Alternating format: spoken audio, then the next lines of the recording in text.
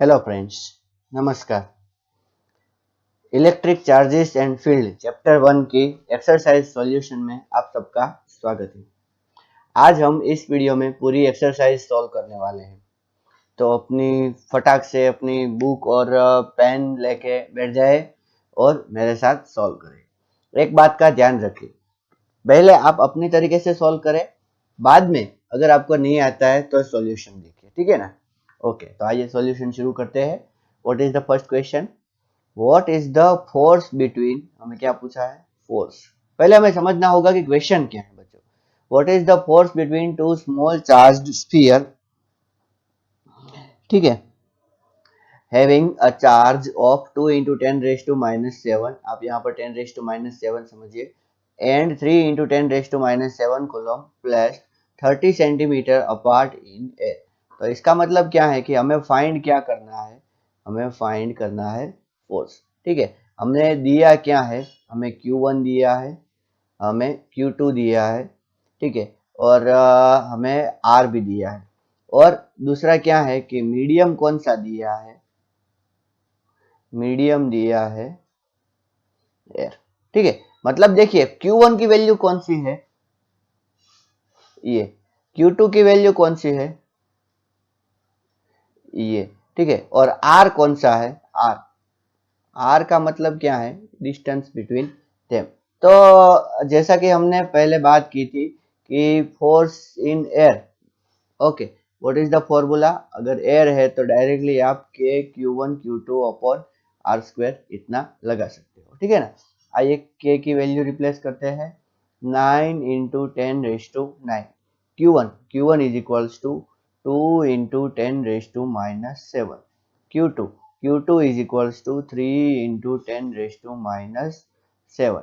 के Q1 Q2 हो गया। ओके, अभी आर कितना है? 30 सेंटीमीटर। तो सेंटीमीटर को मीटर में कन्वर्ट करना होगा, तो इसलिए 10 रेज टू माइनस 2, ठीक है, स्क्वायर। अगर आप इसको सॉल्व करेंगे तो आपको आंसर मिलेगा 6 into 10 raise to minus 3 newton, ठीक है। ओके, और ये देखिए ये भी पॉजिटिव चार्ज है और ये चार्ज भी कैसा है? पॉजिटिव। दोनों चार्ज पॉजिटिव है, इसीलिए ये फोर्स कैसा होगा? रिपल्सिव। ये फोर्स होगा रिपल्सिव, ठीक। ये क्वेश्चन 2 मार्क्स के लिए इंपॉर्टेंट है, पहला जो हमने सॉल्व किया। आइए दूसरा सॉल्व करते हैं। क्या दिया है? Electrostatic force on the small sphere of charge 0.4 microcoulomb. तो ये हो गया Q1 due to another small sphere of charge minus 0.8 microcoulomb. तो ये क्या हो गया? Q2 in air. देखिए एयर है, इसमें भी एयर है, कितना फोर्स है? 0.2 न्यूटन। तो बच्चों यहाँ पर F भी हमारे पास है। What is the distance between the two sphere? मतलब हमें क्या फाइंड करना है बच्चों? अच्छी तरीके से देखिए, मैं भले ही ऐसे लिख रहा हूँ, आप लिस्ट बना के लिखिए, ठीक है। और दूसरा क्या है? What is the force on the second sphere due to first? देखिए मैं आपको इमेजिनेशन के लिए यहाँ पर 2 स्फीयर ड्रॉ कर दे रहा हूँ। ये है पहला स्फीयर और ये है दूसरा sphere, first sphere and second sphere. पहले स्फीयर पे चार्ज है Q1 और Q1 इज इक्वल टू आप कितना लिखोगे? 0.4 माइक्रोकूलम। और Q2 इज इक्वल टू आप कितना लिखोगे? माइनस 0.8 माइक्रोकूलम, ठीक है। और हमें क्या फाइंड करना है? उनके बीच का डिस्टेंस। सबसे पहले तो मैं आपको बोल दूं कि ये फोर्स एट्रैक्टिव होगा और हम सिर्फ मैग्नीट्यूड लेंगे, ठीक है। क्या लेंगे हम? मैग्नीट्यूड। Magnitude of force. तो magnitude of force F is equals to क्या आएगा बच्चों? के Q1 Q2 upon R square. यहां पर हमें R चाहिए, right. Therefore R is equals to what? R is equals to under root K Q1 Q2 upon F। देखिए आपके पास K की वैल्यू है 9 इंटू 10 रेज टू 9, Q1 और Q2 की वैल्यू भी है और F की वैल्यू भी है। ये सब वैल्यू है, that's why you can directly find out the distance between them. ठीक है, अगर आप ये सारी वैल्यू रिप्लेस करते हो, देखिए k इज इक्वल टू आपको क्या रिप्लेस करना है, मैं फिर से बोल देता हूँ 9 इंटू 10⁻⁹। मैं आपको यहाँ पर वैल्यू रिप्लेस कर देता हूँ, क्या आएगा, k is equals to 9 into 10⁹। ठीक है, फिर Q1 इज इक्वल टू कितना आएगा, 0.4 माइक्रो कूलम है बच्चों, तो 0.4 इंटू 10⁻⁻6। ठीक है, फिर ये Q2 कितना है, 0.8। आपको सिर्फ मैग्नीट्यूड लेना है। ठीक है, मैंने वही बोला, मैग्नीट्यूड लेना है Q1 और Q2 का, और दोनों के बीच में फोर्स कितना है, 0.2। So if you solve it you will get answer as the 12 centimetre. आपको क्या आंसर मिलेगा, 12 सेंटीमीटर। ठीक है, ये तो हो गया पहला क्वेश्चन ए। अब बात करते हैं दूसरे की। What is the force on the second sphere due to first. तो आपको पता होना चाहिए, क्या पता होना चाहिए, that Coulomb's law, Coulomb's law obeys Newton's third law. Coulomb's law क्या ओबे करता है, Newton's third law. Newton's third law obey करता है, इसका मतलब क्या है, force on one due to two is equals to force on two due to one, अगर मैग्नीट्यूड वाइज देखें तो।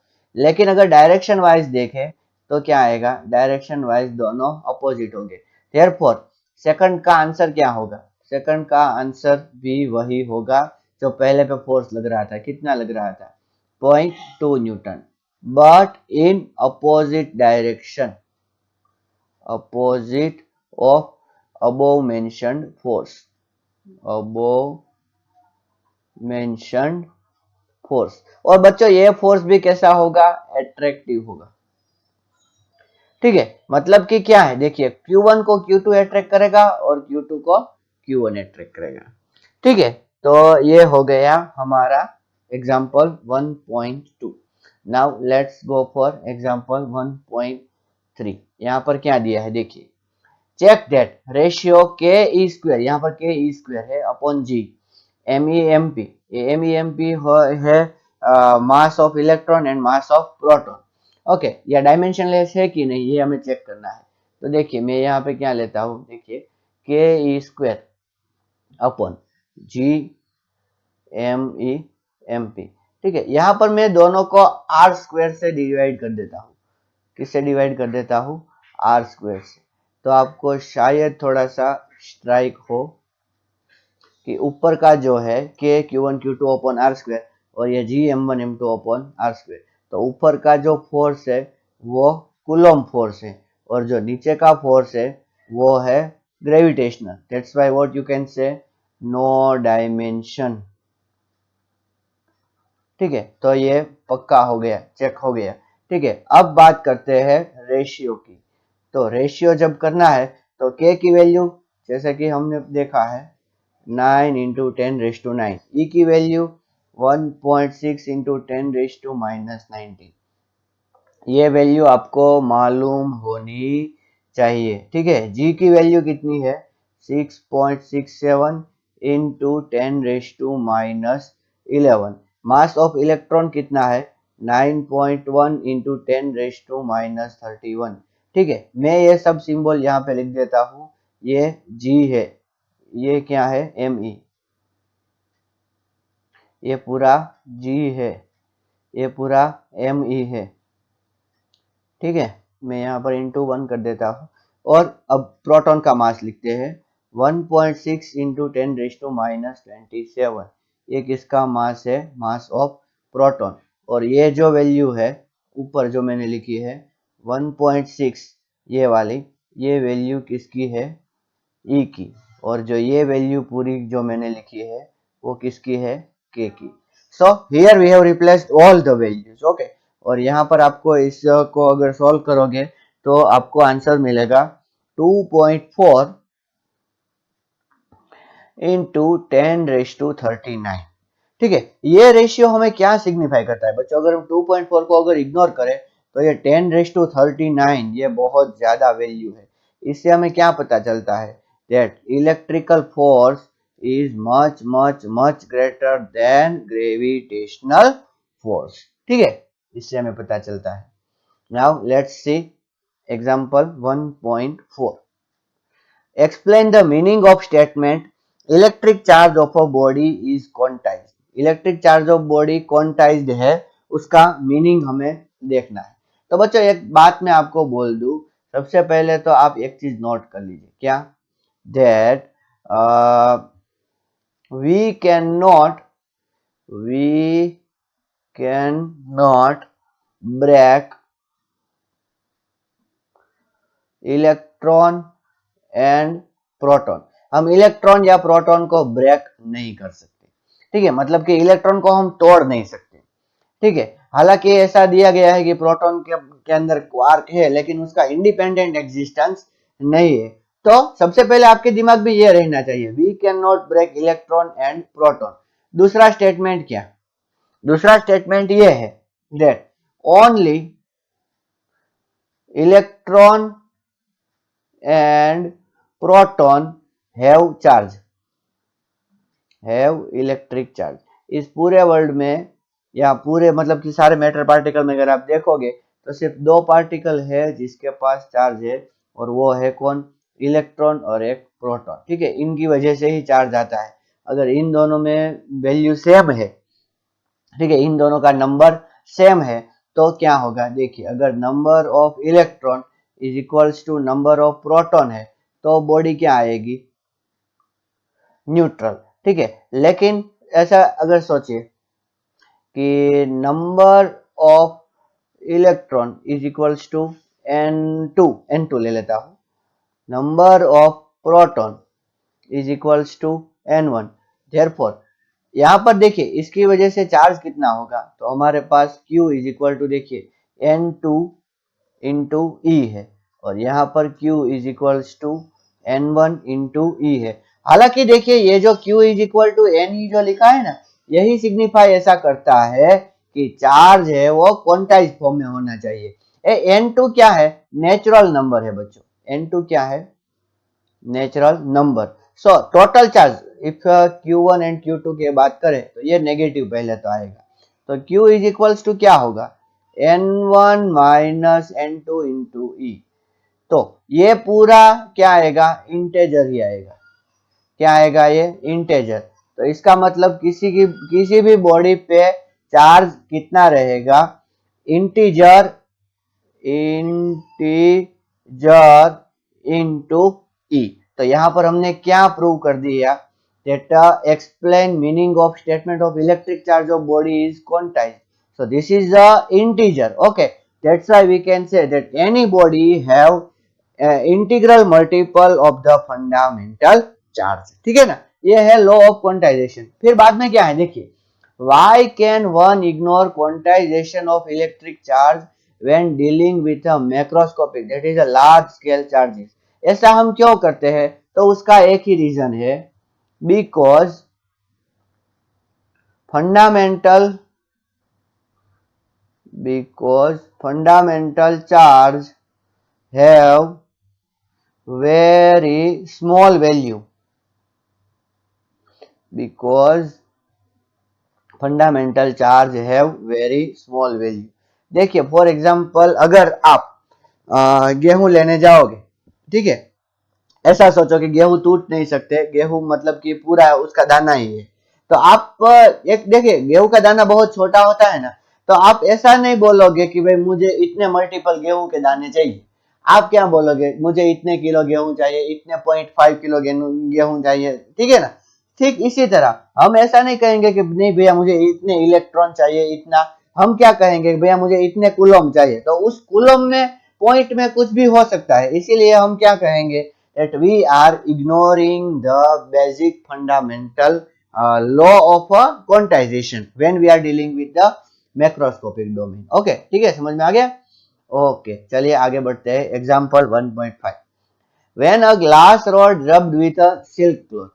ठीक है, ग्लास रॉड को किसके साथ रब किया? ये तो पुरानी कहानी है।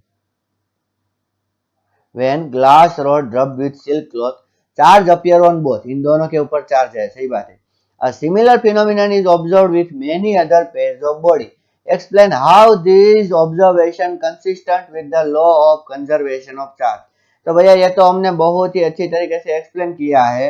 देखिए मैं एक और एग्जांपल देना चाहूंगा, आपको शायद पता भी होगा, हमने पहले लेक्चर में डिस्कस किया था कि प्लास्टिक रोड को आप कैट्स फर के साथ क्या करो, रब करोगे तो इसके ऊपर भी चार्ज आएगा।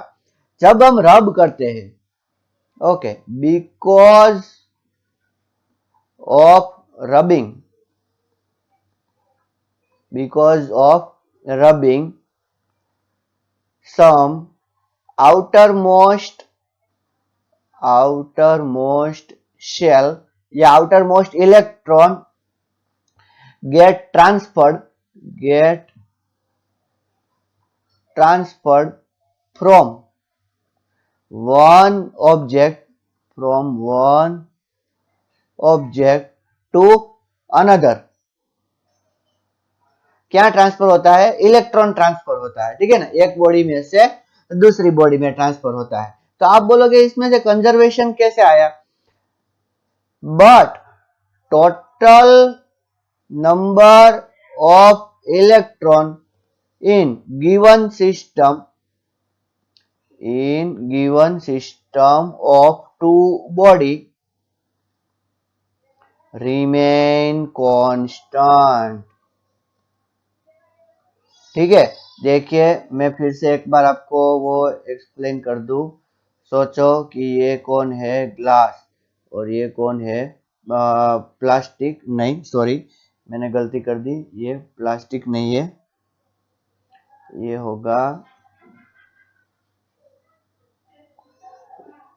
होगा सिल्क क्लॉथ।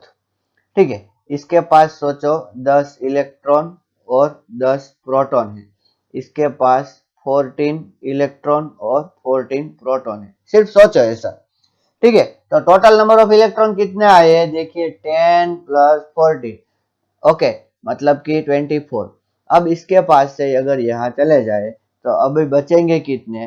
सोचो कि एक इलेक्ट्रॉन चला गया, एक इलेक्ट्रॉन का एग्जांपल लेते हैं, तो यहाँ पर 9 बचेंगे और यहाँ पर कितना होगा? 15 होगा। लेकिन टोटल तो कितना हो गया बच्चों? 24 ही रहा ना। So what you can say, and we will consider this as a isolated system. ठीक है, और हम पूरे यूनिवर्स को, अगर ये पूरा हमारा यूनिवर्स है, ठीक है, यूनिवर्स को अगर हम ले तो ये यूनिवर्स कैसी सिस्टम हो गई? आइसोलेटेड सिस्टम ही हो गई। यूनिवर्स आइसोलेटेड सिस्टम हो गई तो इसका मतलब क्या है कि इसके अंदर जो हम डील करेंगे, कोई भी ऑब्जेक्ट, जितने चाहे ऑब्जेक्ट ले लो, कोई भी किसी को भी चार्ज दे सकता है, लेकिन टोटल चार्ज ये जो यूनिवर्स का है वो तो कैसा रहेगा? कंजर्व रहेगा। ओके, तो इसका मतलब क्या है? That yes, law of conservation of charge is valid. Okay, अब देखते हैं example 1.6। 4 point charges QA, QB, QC and QD are located at the corner of a square ABCD of side 10 cm। मैं यहाँ पर एक स्क्वायर ड्रॉ करता हूँ, ठीक है, आप इसको नियरली स्क्वायर ही समझिए। ठीक है, यहाँ पर आ गया A, यहाँ पर आ गया B, यहाँ आ गया C और यहाँ पर आ गया D। A पर रखा चार्ज कितना है? 2 माइक्रो कूलम। ठीक है, B पर कितना रखा हुआ है? -5 माइक्रो कूलम। C पर कितना रखा हुआ है? 2 माइक्रो कूलम। और D पर कितना रखा हुआ है? -5 micro coulomb. are located at the corner of a square of a side 10 cm। ये साइड कितनी है? 10 सेंटीमीटर। ठीक, what is the force on a charge of 1 microcoulomb placed at the center of the square? Centre. सबसे पहले तो मैं आपको एक नॉलेज देना चाहूंगा कि अगर देखो ये हम सोचे, ये क्या है? A, ये है C, ठीक है ना, साइड का पॉलीगॉन सोचे तो ये होगा सेंटर और ये होगा D।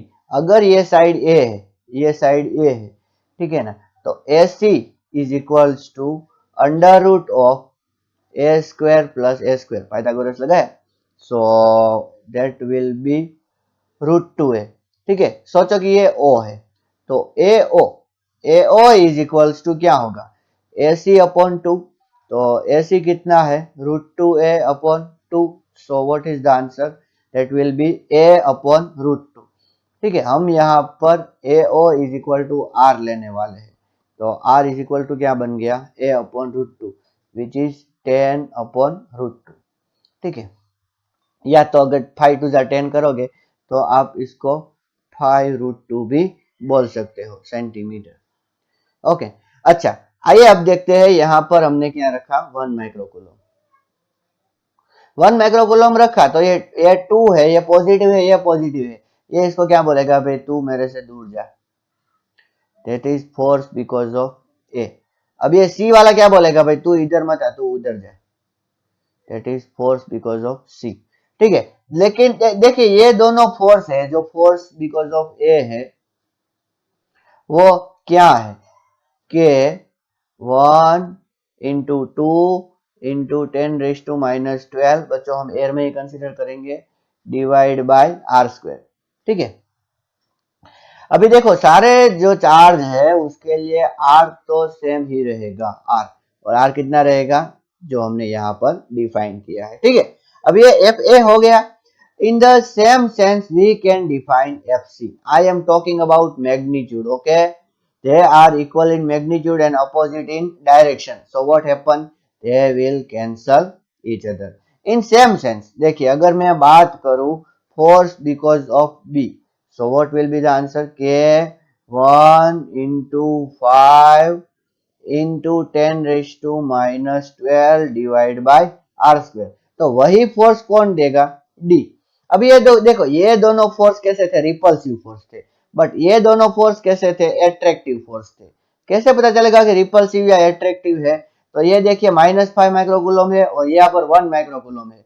तो -5 क्या कहेगा कि भैया तू मेरी ओर आ जा, तो ये क्या बोलेगा कि नहीं तू मेरी ओर आ जा, and these two forces are equal in magnitude, so they get cancelled each other। okay, so what we can write here is that, क्या लिख सकते हैं, here FA get cancelled by FC, okay, and FB get cancelled by FD। ठीक है, तो सारे force cancel हो गए, therefore F net is equals to 0 Newton. बच्चों आप अंदर कोई भी चार्ज रख दो, मतलब कि जो 1 माइक्रोकूलम की बात कर रहा हूं ना मैं, यहाँ पर कोई भी चार्ज रख दो उस पर नेट फोर्स 0 आएगा फॉर गिवन। ठीक है, 2 - 5 2 ऐसी अरेंजमेंट के लिए। ठीक है, आगे चलते हैं, एग्जाम्पल 1.7। ठीक है, क्या दिया है इस एग्जाम्पल में, देखिए, an electric field line is a continuous curve. सही बात है, कैसा कर्व है, continuous curve, that is field line can not have a sudden break. ठीक है, उसमें सडन ब्रेक नहीं होता, क्यों, because only one reason. Directly बच्चों आप लिख सकते हो, क्या हमने 11th में भी पढ़ा था, क्या, that electric force is having infinite range। Electric force is having infinite range है। ठीक है, उसके पास, कहने का मतलब क्या है, देखिए अगर ये पॉजिटिव चार्ज है, इसकी जो इलेक्ट्रिक फील्ड लाइन है वो कहीं पे स्टॉप नहीं होगी, ये चलती ही जाएगी, हमने ऐसी बात की थी। लेकिन अगर कहीं देखो अगर ऐसा कुछ हो गया, देखो ये आगे चल रही है, मैं ऐसा करता हूं,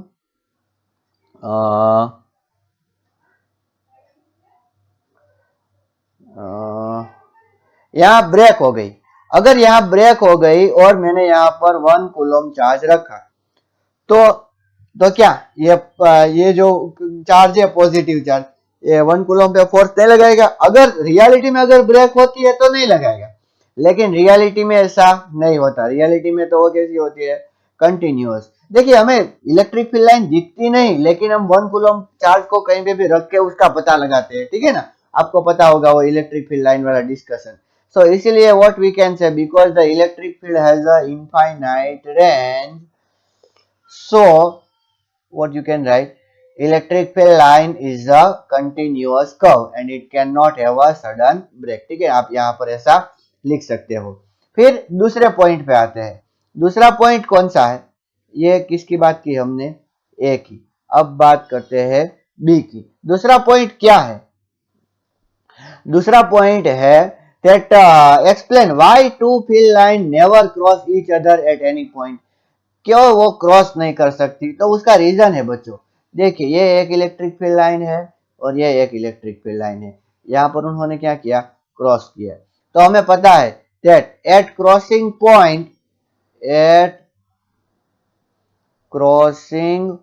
point we have to draw two tangent to determine direction of resultant field.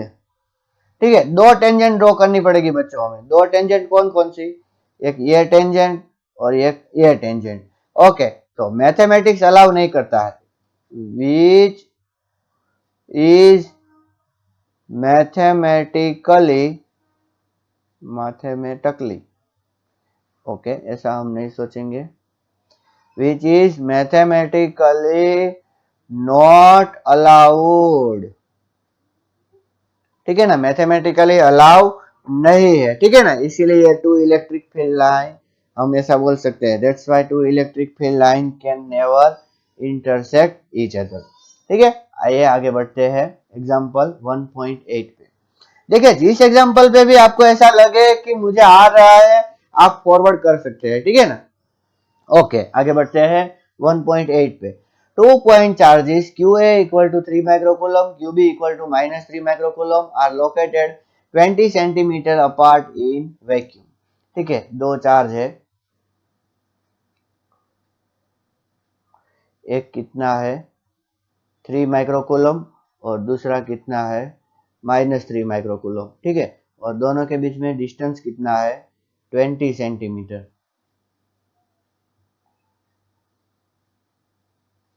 Okay, और वो कहाँ पर है बच्चों? अच्छी बात ये है कि आपको याद रहना चाहिए, वैक्यूम में है। What is the electric field at the midpoint O of line A B joining the two charges? हमें यहाँ पर इलेक्ट्रिक फील्ड फाइंड करना है। मैंने आपको बोला था, आपको इमेजिन करना होगा। यहाँ पर 1 कूलम रखा है, यह पॉजिटिव है, 1 कूलम अपने आप में पॉजिटिव है, और -3 ये कैसा है? नेगेटिव। तो पॉजिटिव पॉजिटिव रिपेल करेगा, तो इसकी वजह से इधर इलेक्ट्रिक फील्ड कौन सी डायरेक्शन में आएगा? इस डायरेक्शन में। ठीक है, मैं इसको ए बोल देता हूँ और इसको क्या बोलता हूँ? B. So what is this? This is E ए।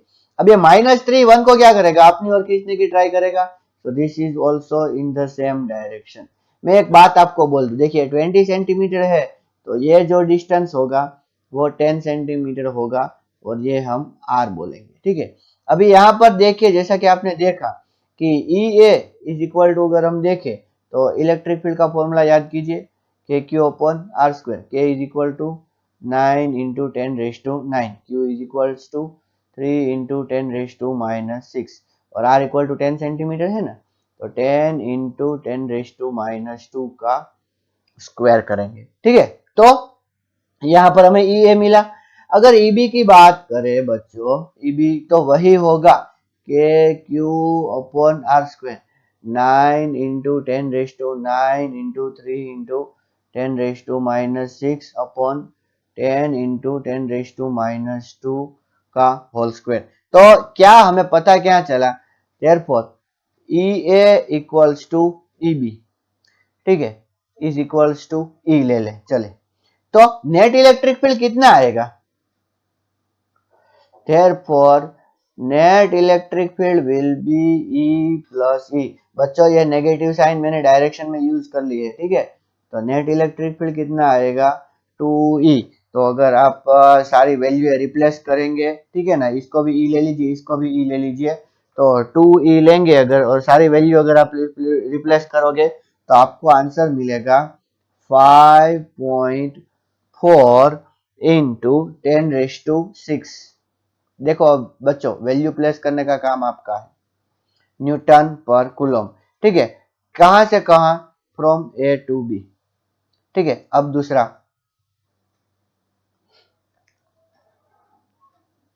क्या दिया है, if a negative test charge of magnitude 1.5 into 10 raised to minus 9 coulomb placed at this point, what is the force experienced by the test charge। तो force का बहुत simple formula है, F is equals to QE। कितना charge रखा है, 1.5 into 10 raised to minus 9, और electric field कितना है, 5.4 into 10 raised to 6। ठीक है ना, तो अगर आप इसको रिप्लेस करोगे सारी वैल्यू को, तो आपको आंसर मिलेगा 8.1 into 10 raise to minus 3 newton. लेकिन अब देखिए यहाँ पर अगर हमने नेगेटिव चार्ज रखा, तो ये नेगेटिव नेगेटिव रिपेल करेगा बच्चों, और ये पॉजिटिव नेगेटिव अट्रैक्ट करेगा, तो ये कौन सी डायरेक्शन में आएगा, towards Q A. Okay, towards Q A. Okay, कोई बात नहीं, चलो ये एग्जांपल सॉल्व हो गया। Now let's move forward for the 9th example. A system has a two charges QA and QB located at point 0015 15 sorry and 00 ये -15 है या +15 respectively. What is the total charge and electric dipole moment of the system. बच्चों बहुत सिंपल है, Q total की अगर बात करें तो एक कितना है 2.5 इंटू 10 रेस टू माइनस 7, और दूसरा कितना है -2.5 इंटू 10 रेस टू माइनस 7, तो ये हो गया 0। ठीक है, और देखिए सोचिए कि ये जो है ये है z axis.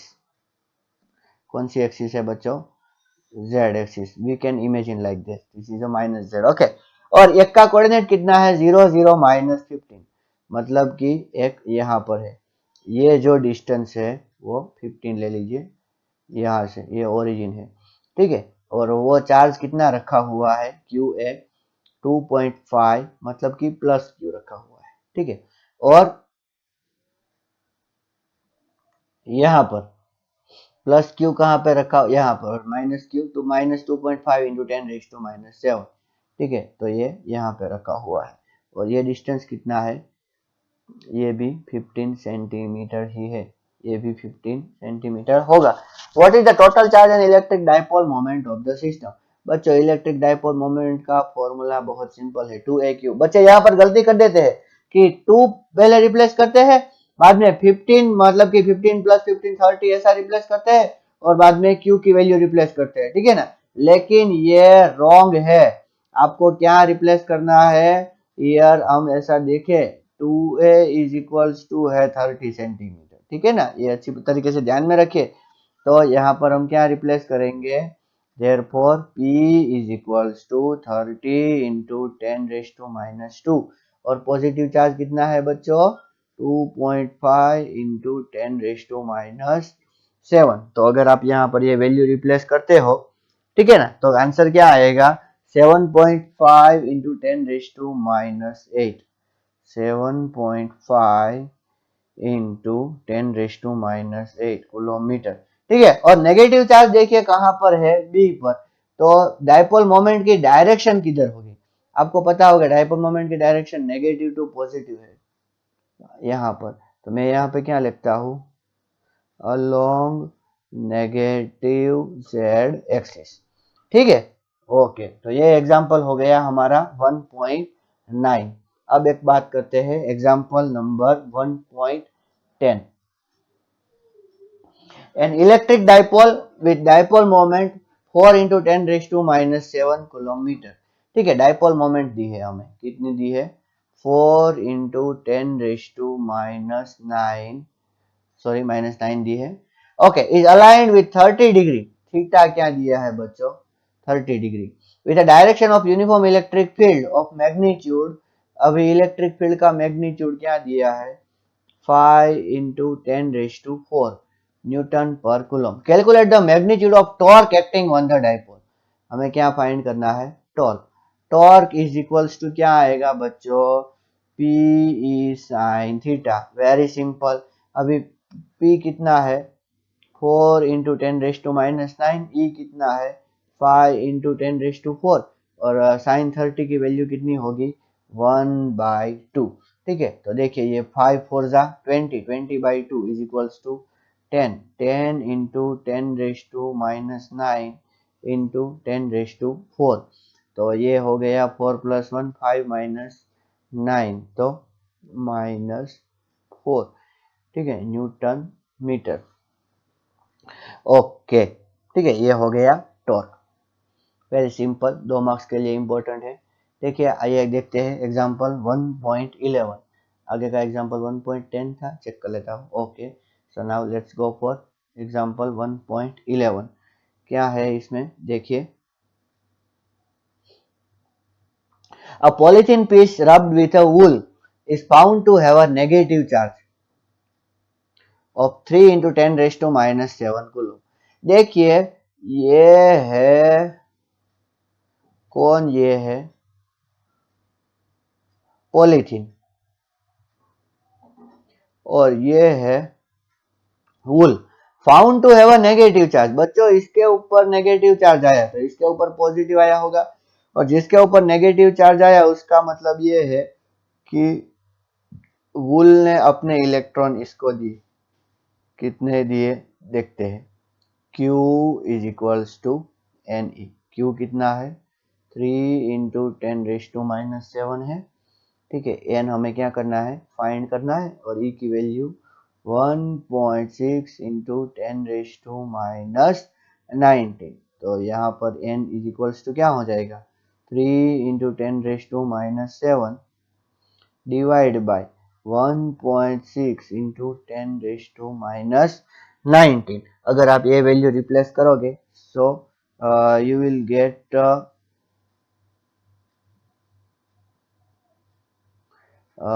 nearest answer as 2 into 10⁻12।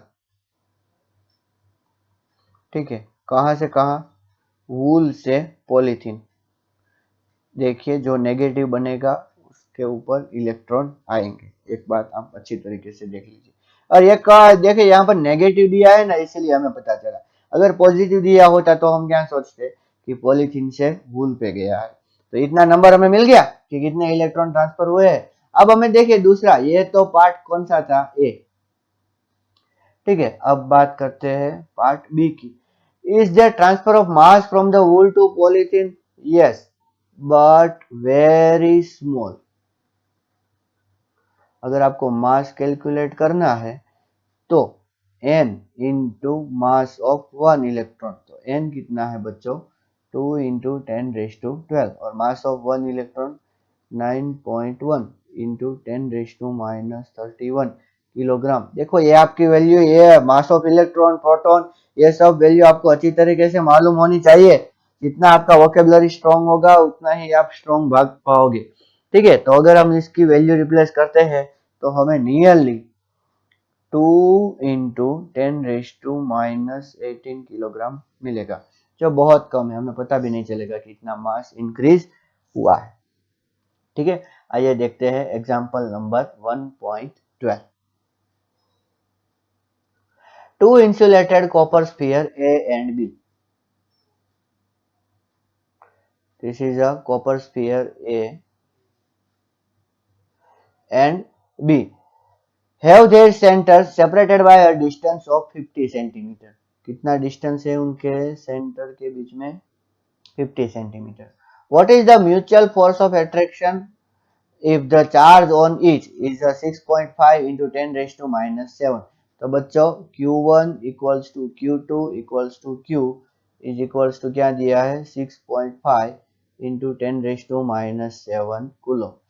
The radii of A and B are negligible as compared to distance of separation। तो बच्चों मैंने यहाँ पर ड्रॉ करने में थोड़ी गलती कर दी है।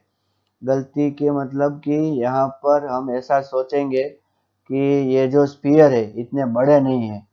क्यों? क्योंकि अगर इतने बड़े होते तो मैं आपको एक बेसिक नॉलेज देता हूँ बच्चों। अगर इतने बड़े होते तो यहाँ पर हम कूलम्ब्स लॉ डायरेक्टली इस तरह अप्लाई नहीं कर सकते।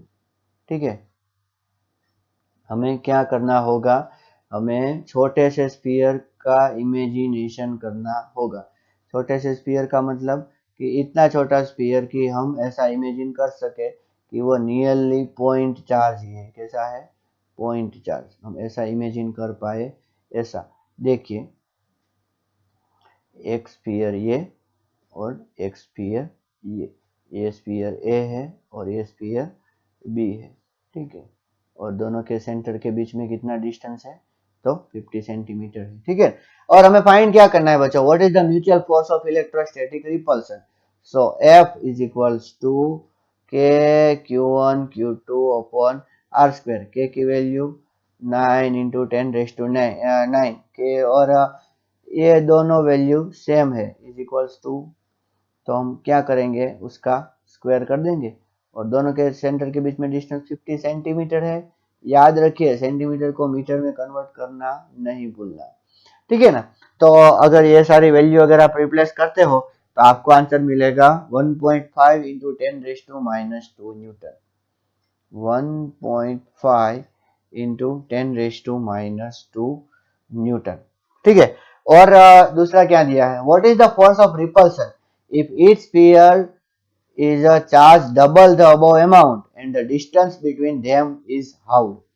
अच्छा, देखिए, पहले सोचो फोर्स कितना था? K Q square upon R square. ठीक है, बाद में क्या किया गया?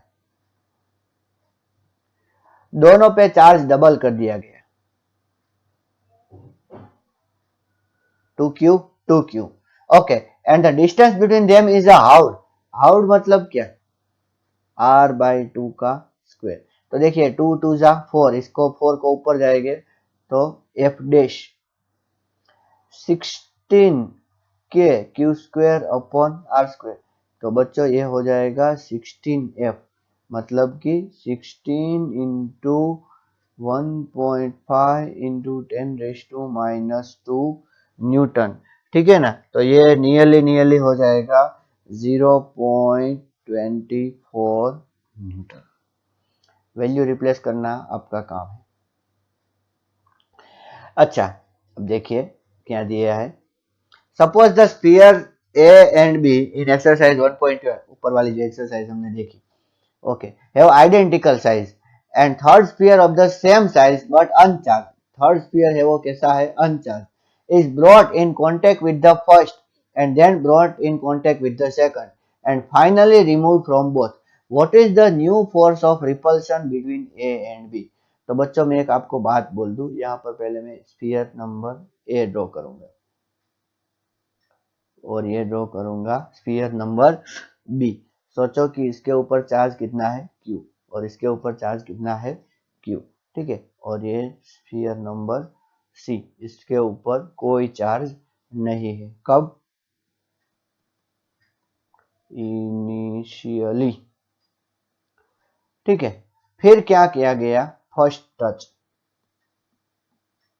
फर्स्ट टच किसका किसका किया गया? ए और सी का। जब टच करेंगे ना बच्चों, तो Q इसके ऊपर चार्ज है और 0 उसके ऊपर चार्ज है। Therefore Q plus 0 is equals to Q। ये होगा टोटल चार्ज। ये क्या होगा? Total charge of A and C. ठीक है, अब ये आइडेंटिकल है। पहले मैं आपको बोल दूं कि आइडेंटिकल है, इसीलिए क्या होगा कि जब आप इसको सेपरेट करोगे, तो सेपरेट करोगे तो क्या होगा? ये ए है, ये क्या है? सी है, और इसके ऊपर कितना चार्ज आएगा? तो total charge divide by 2। Total charge कितना है? Q। तो Q का डिवाइड बाय 2 करोगे तो इधर क्या आएगा? Q/2, और ये क्या आएगा? Q/2। ये कब की सिचुएशन है? After separation.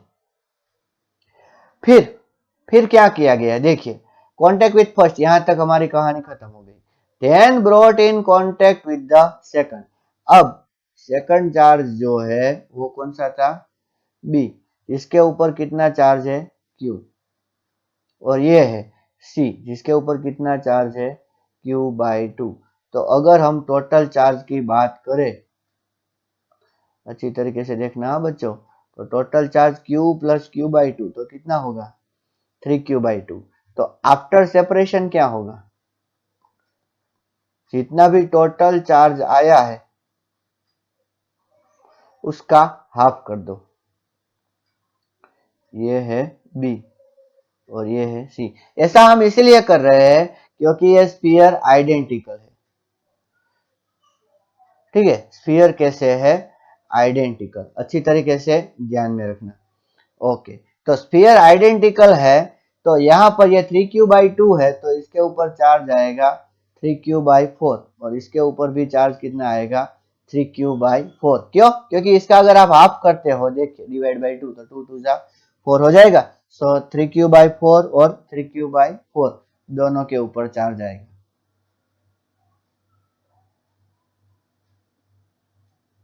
अब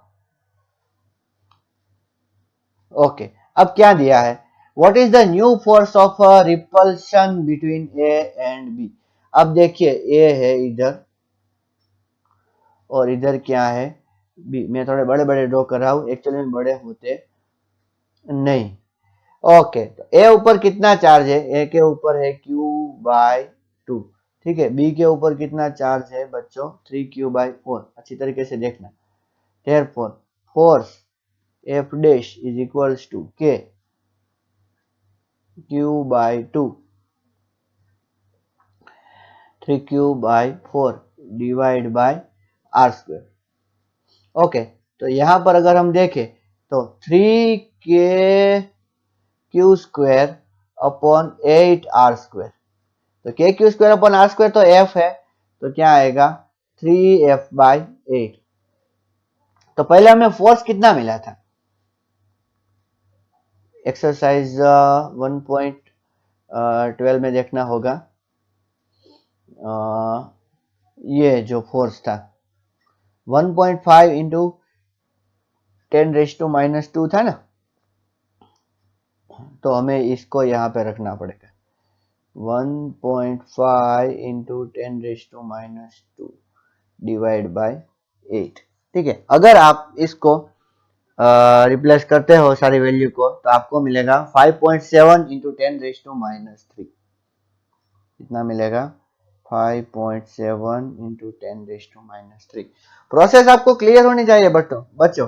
पहले क्या किया गया कि ए और बी नहीं, ये सी जो है वो आइडेंटिकल है। ठीक है ना, ये तीनों स्फीयर आइडेंटिकल है। सी को पहले किसके साथ टच किया गया, ए के साथ। फिर जब टच किया तो उसके पास कितना चार्ज आ गया q/2। q/2 आने के बाद उसको किसके साथ टच किया गया बी, और बाद में जब सेपरेट किया गया तब इसके पास कितना चार्ज हो गया 3q/4। अब हमें इसकी कोई बात जरूर काम नहीं है। यहाँ पर कितना हो गया q/2 हो गया पहला टच की वजह से, और दूसरे टच की वजह से इसके पास 3q/4। अब ए और बी के बीच में कितना फोर्स है वो हमें फाइंड करना है। ठीक है, ओके, कोई बात नहीं। आइए देखते हैं एग्जांपल नंबर 1.14 एक्सरसाइज नंबर। ठीक है, क्या लिया है, figure shows track of the 3 charge particle in uniform electrostatic field. देखिए आप देख सकते हैं यहाँ पर ये पहला पार्टिकल है, ये दूसरा पार्टिकल है और ये है तीसरा particle. Give the science of the 3 charge. बहुत सिंपल है बच्चों, जो पॉजिटिव के साथ जाएगा ये 2 नंबर का है। ठीक है, ये गलती से यहाँ चला गया। जो पॉजिटिव के साथ जाएगा, देखिए आप खुद ही सोचिए, जो पॉजिटिव के साथ जाएगा वो कैसा होगा, नेगेटिव होगा, और जो नेगेटिव के साथ जाएगा वो कैसा होगा, पॉजिटिव होगा। तो अपने आप ही आप डिटरमाइन कर सकते हो क्या, दैट 1 2 एंड 3, 1 कैसा नेगेटिव, 2 कैसा नेगेटिव, 3 कैसा पॉजिटिव। ठीक है, तो एक का आंसर आ गया। Which particle has the highest charge to mass ratio. बच्चों ये Q/m की बात करते हैं, इसका दूसरा नाम स्पेसिफिक चार्ज भी है। ओके, ये टर्म डिस्कस किया था the great scientist J Thomson. अब हमें यह मालूम करना है कि किसका Q/m ज्यादा है। Okay fine. देखिए यहाँ पर इलेक्ट्रिक फील्ड कौन सी डायरेक्शन में है, नीचे की डायरेक्शन में है, तो फोर्स भी कौन सी डायरेक्शन में लगेगा, नीचे की डायरेक्शन में, मतलब कि इन वाई डायरेक्शन। कौन सी डायरेक्शन में लगेगा, वाई डायरेक्शन में। ठीक है, अभी फोर्स की का फॉर्मूला अभी हमने थोड़ी देर पहले देखा, क्यू ई। ठीक है, एक्सेलरेशन, एक्सेलरेशन क्या होगा, acceleration is equals to force upon mass. तो फोर्स कितना है, क्यू ई, तो क्यू ई अपॉन मास करेंगे तो एक्सेलरेशन इज इक्वल्स टू क्या मिलेगा, क्यू ई अपॉन एम। ठीक है, अभी देखिए ये जो है, ये मैं बोल रहा हूं ये एक्स एक्सिस है, ठीक है ना, ये क्या है, वाई एक्सिस। अभी फोर्स किस डायरेक्शन में लग रहा है, force is acting in y direction only. Okay, therefore acceleration produced in y direction only. ठीक है, एक्सेलरेशन किस डायरेक्शन में प्रोड्यूस होगा, y डायरेक्शन में। ओके, तो y डायरेक्शन में प्रोड्यूस होगा और x डायरेक्शन में क्या होगा, इन x direction velocity remain constant. Velocity कैसी रहेगी बच्चों, कांस्टेंट रहेगी। ठीक है, अभी y डायरेक्शन में एक्सेलरेशन कितना होगा, ये तो हम इसको ए वाई भी बोल सकते हैं। बच्चों अब देखिए ये पार्टिकल जो गया, ये इतना इसने y डायरेक्शन में ट्रैवल किया, तो जनरल फॉर्मूला अगर y का ले, सेकंड काइनेमेटिक इक्वेशन, तो क्या आएगा, U T plus half a T square, and more specially यहाँ पर क्या पुट करना पड़ेगा, y। ओके, लेकिन देखिए पार्टिकल पहले कौन सी डायरेक्शन में जा रहे थे, अच्छी तरीके से देखिए ये डायरेक्शन में।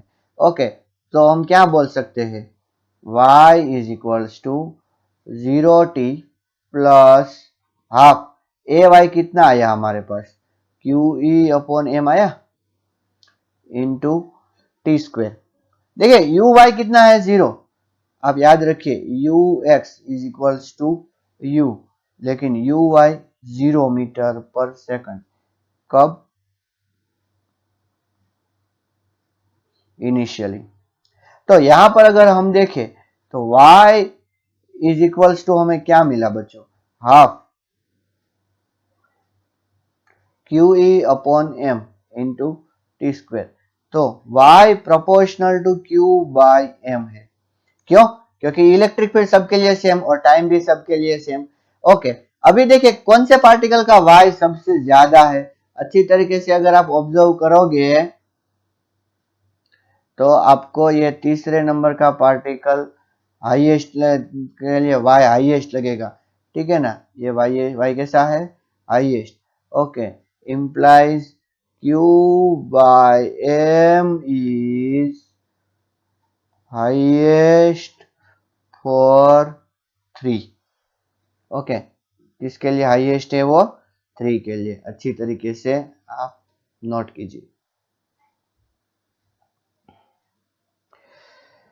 ओके, एग्जांपल 1.15 क्या दिया है, देखिए, consider a uniform electric field, electric field दिया है E is equals to 3 into 10⁻³ i cap newton पर coulomb. What is the flux, हमें क्या फाइंड करना है बच्चों, flux through a square of 10 centimetre side, तो उसका एरिया कितना होगा, very simple, 10 into 10 into 10⁻⁻⁴ centimetre square है तो मीटर स्क्वायर करना पड़ेगा।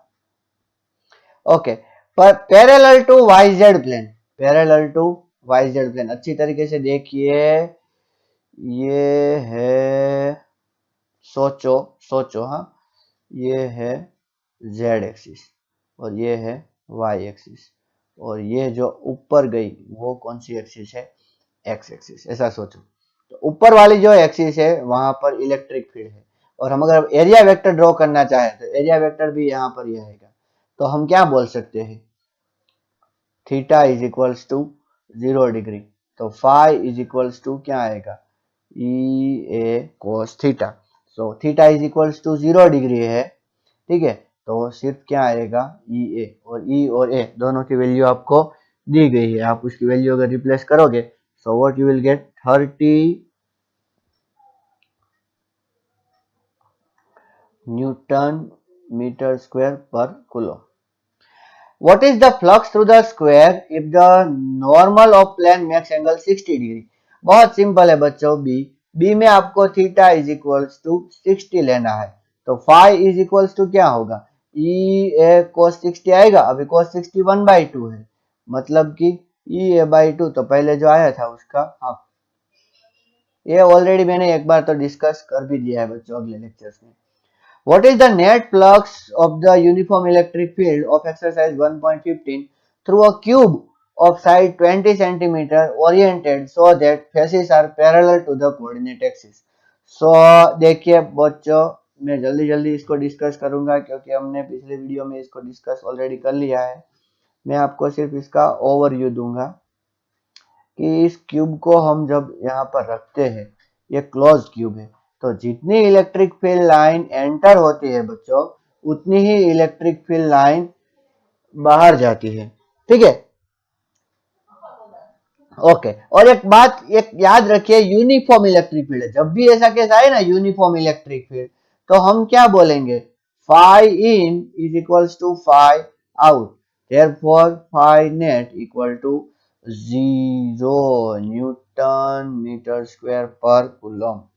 यूनिफॉर्म इलेक्ट्रिक फील्ड को आप अच्छी तरीके से ध्यान में रखिए, ठीक है। ओके, अभी हम ये भी देखते हैं,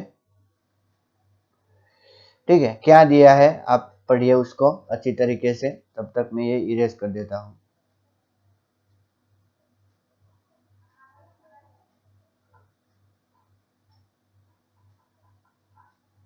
देखिए क्या दिया है, careful measurement of electric field at the surface of black box indicates that the net outward flux through the surface of box is 8 centimeter 8 into 10 raised to 3 newton metre square पर कूलम, इतना दिया है, ठीक है ना। What is the net flux inside the box, sorry net charge inside the box, मैंने पढ़ने में थोड़ी गलती कर दी बच्चों। बहुत सिंपल है। What is the formula for the flux according to Gauss law? देखिए आप अच्छी तरीके से समझ सकते हो, flux is equals to q enclosed upon epsilon 0. So what is q enclosed? Flux into epsilon 0. ये जो वैल्यू दी है ये किसकी वैल्यू है, फ्लक्स की। Net charge inside the box, तो आप इजीली इसको फाइंड कर सकते हो। अगर ये फाई की वैल्यू या एप्सिलॉन 0 की वैल्यू, देखिए एप्सिलॉन 0 की वैल्यू कितनी होती है आपको मालूम होना चाहिए, 8.85 इंटू 10 रेज़ टू -12, ठीक है ना। तो और उसका यूनिट क्या होगा, कूलम स्क्वायर पर न्यूटन पर मीटर स्क्वायर, ठीक है। ये आपको यूनिट को ध्यान में रखने की बहुत ज़रूरत है। अगर आप इसकी वैल्यू रिप्लेस करते हो तो आपको आंसर मिलेगा 0.07 माइक्रो कूलम। कितना आंसर आएगा आपका, 0.07 माइक्रो कूलम, ठीक है। ये तो बात हो गई एक ही। अब क्या दिया है, if net outward flux to the surface of the box were 0, ठीक है, could you conclude that there were no charge inside the box? तो आंसर उसका होगा नो। क्यों, क्योंकि q net is equal to 0, मतलब कि पॉजिटिव और नेगेटिव दोनों चार्ज अगर होंगे तो नेट चार्ज 0 है, तो हम ऐसा नहीं बोल सकते कि वहां पर चार्ज ही नहीं है। चार्ज है तो सही, लेकिन नेट चार्ज कैसा है, 0 है। अच्छा, अब देखिए,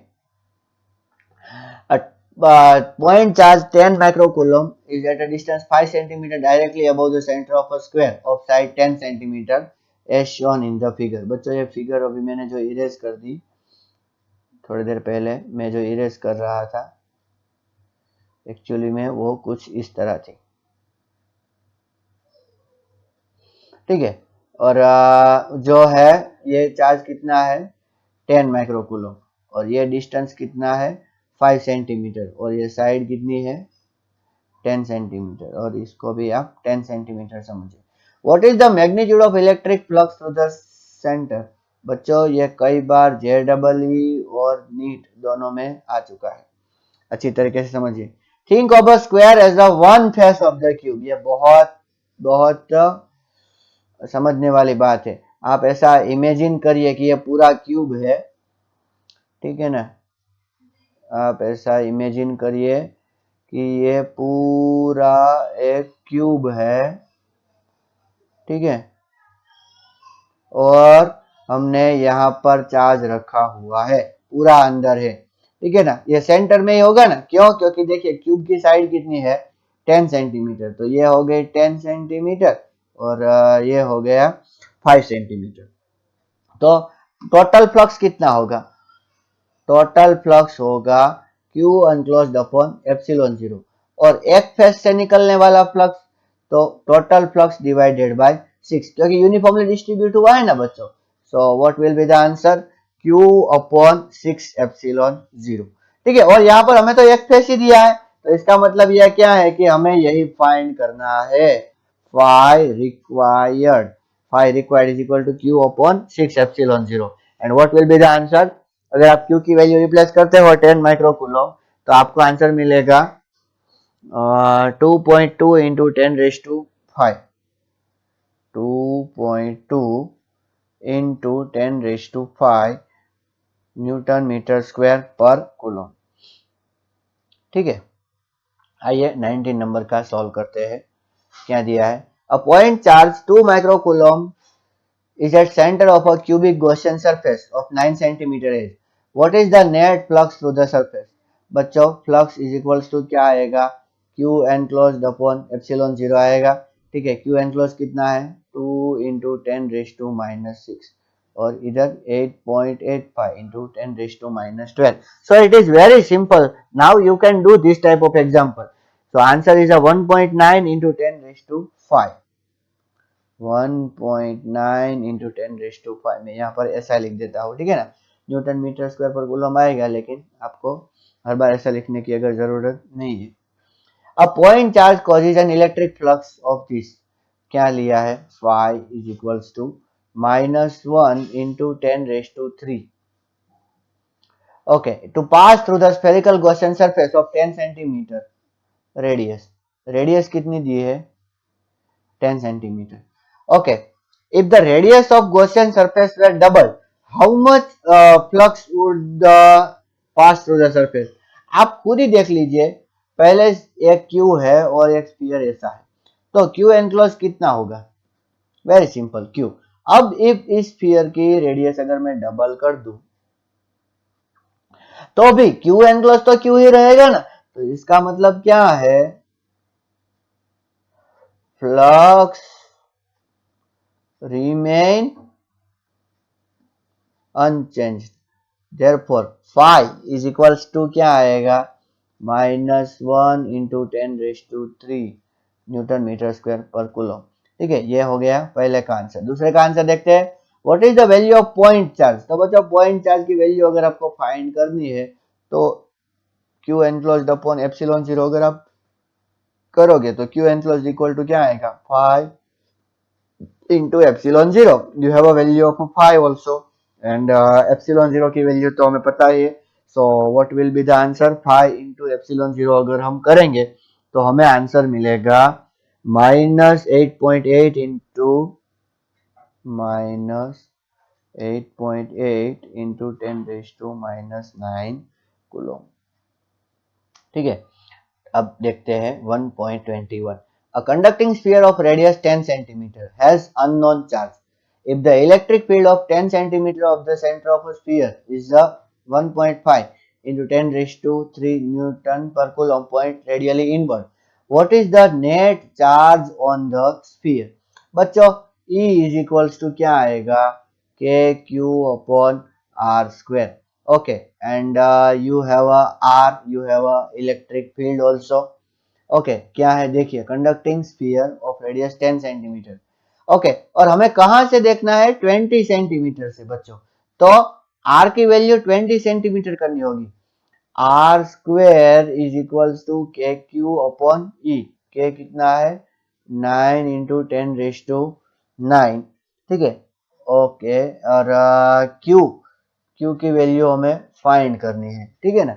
और इलेक्ट्रिक फील्ड कितना दिया है 1.5 इंटू 10⁻³ तो Q इज इक्वल्स टू क्या होगा आर स्क्वायर कितना, आर कितना मैंने बोला 20 सेंटीमीटर लेना है तो 20 into 20 into 10⁻⁻⁴ into 1.5 into 10⁻³ divide by 9 into 10⁻⁹। अगर ये सारी वैल्यू आप रिप्लेस करते हो तो आपको आंसर मिलेगा -6.67 nano coulomb.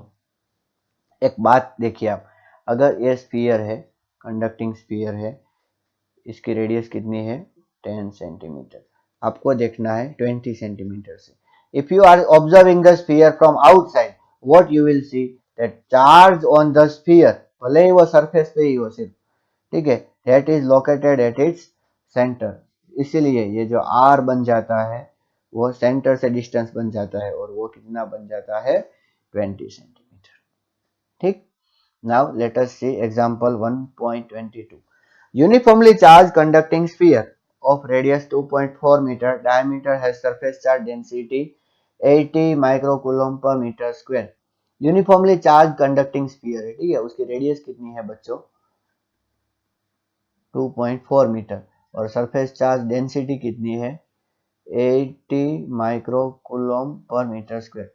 Find the charge on the sphere, हमें क्या फाइंड करना है बच्चों चार्ज, और दूसरा फाइंड क्या करना है what is the total electric flux leaving the surface of the sphere, तो फाइव फाइंड करना है। बच्चों हमें पता होना चाहिए सिग्मा का formula, sigma is equals to Q upon A implies Q is equals to sigma A, तो सिग्मा की वैल्यू कितनी है 80 इंटू 10⁻⁻⁶ और ए की वैल्यू क्या आएगी, तो ये स्फीयर है तो एरिया 4πr² आएगा, तो 80 इंटू 10⁻⁻⁶ इंटू 4πr², r 2.4 है so we will square it. Okay समझ में आ गया। So you will get answer about Q, और अगर आप ये सारी वैल्यू रिप्लेस करते हो तो आपको आंसर मिलेगा 1.45 इंटू 10⁻³ कूलम। ये आपको क्या मिल गया चार्ज, ये हमारा पहला हो गया क्वेश्चन। अभी दूसरे की बात करते हैं। दूसरा phi is equals to Q upon epsilon 0।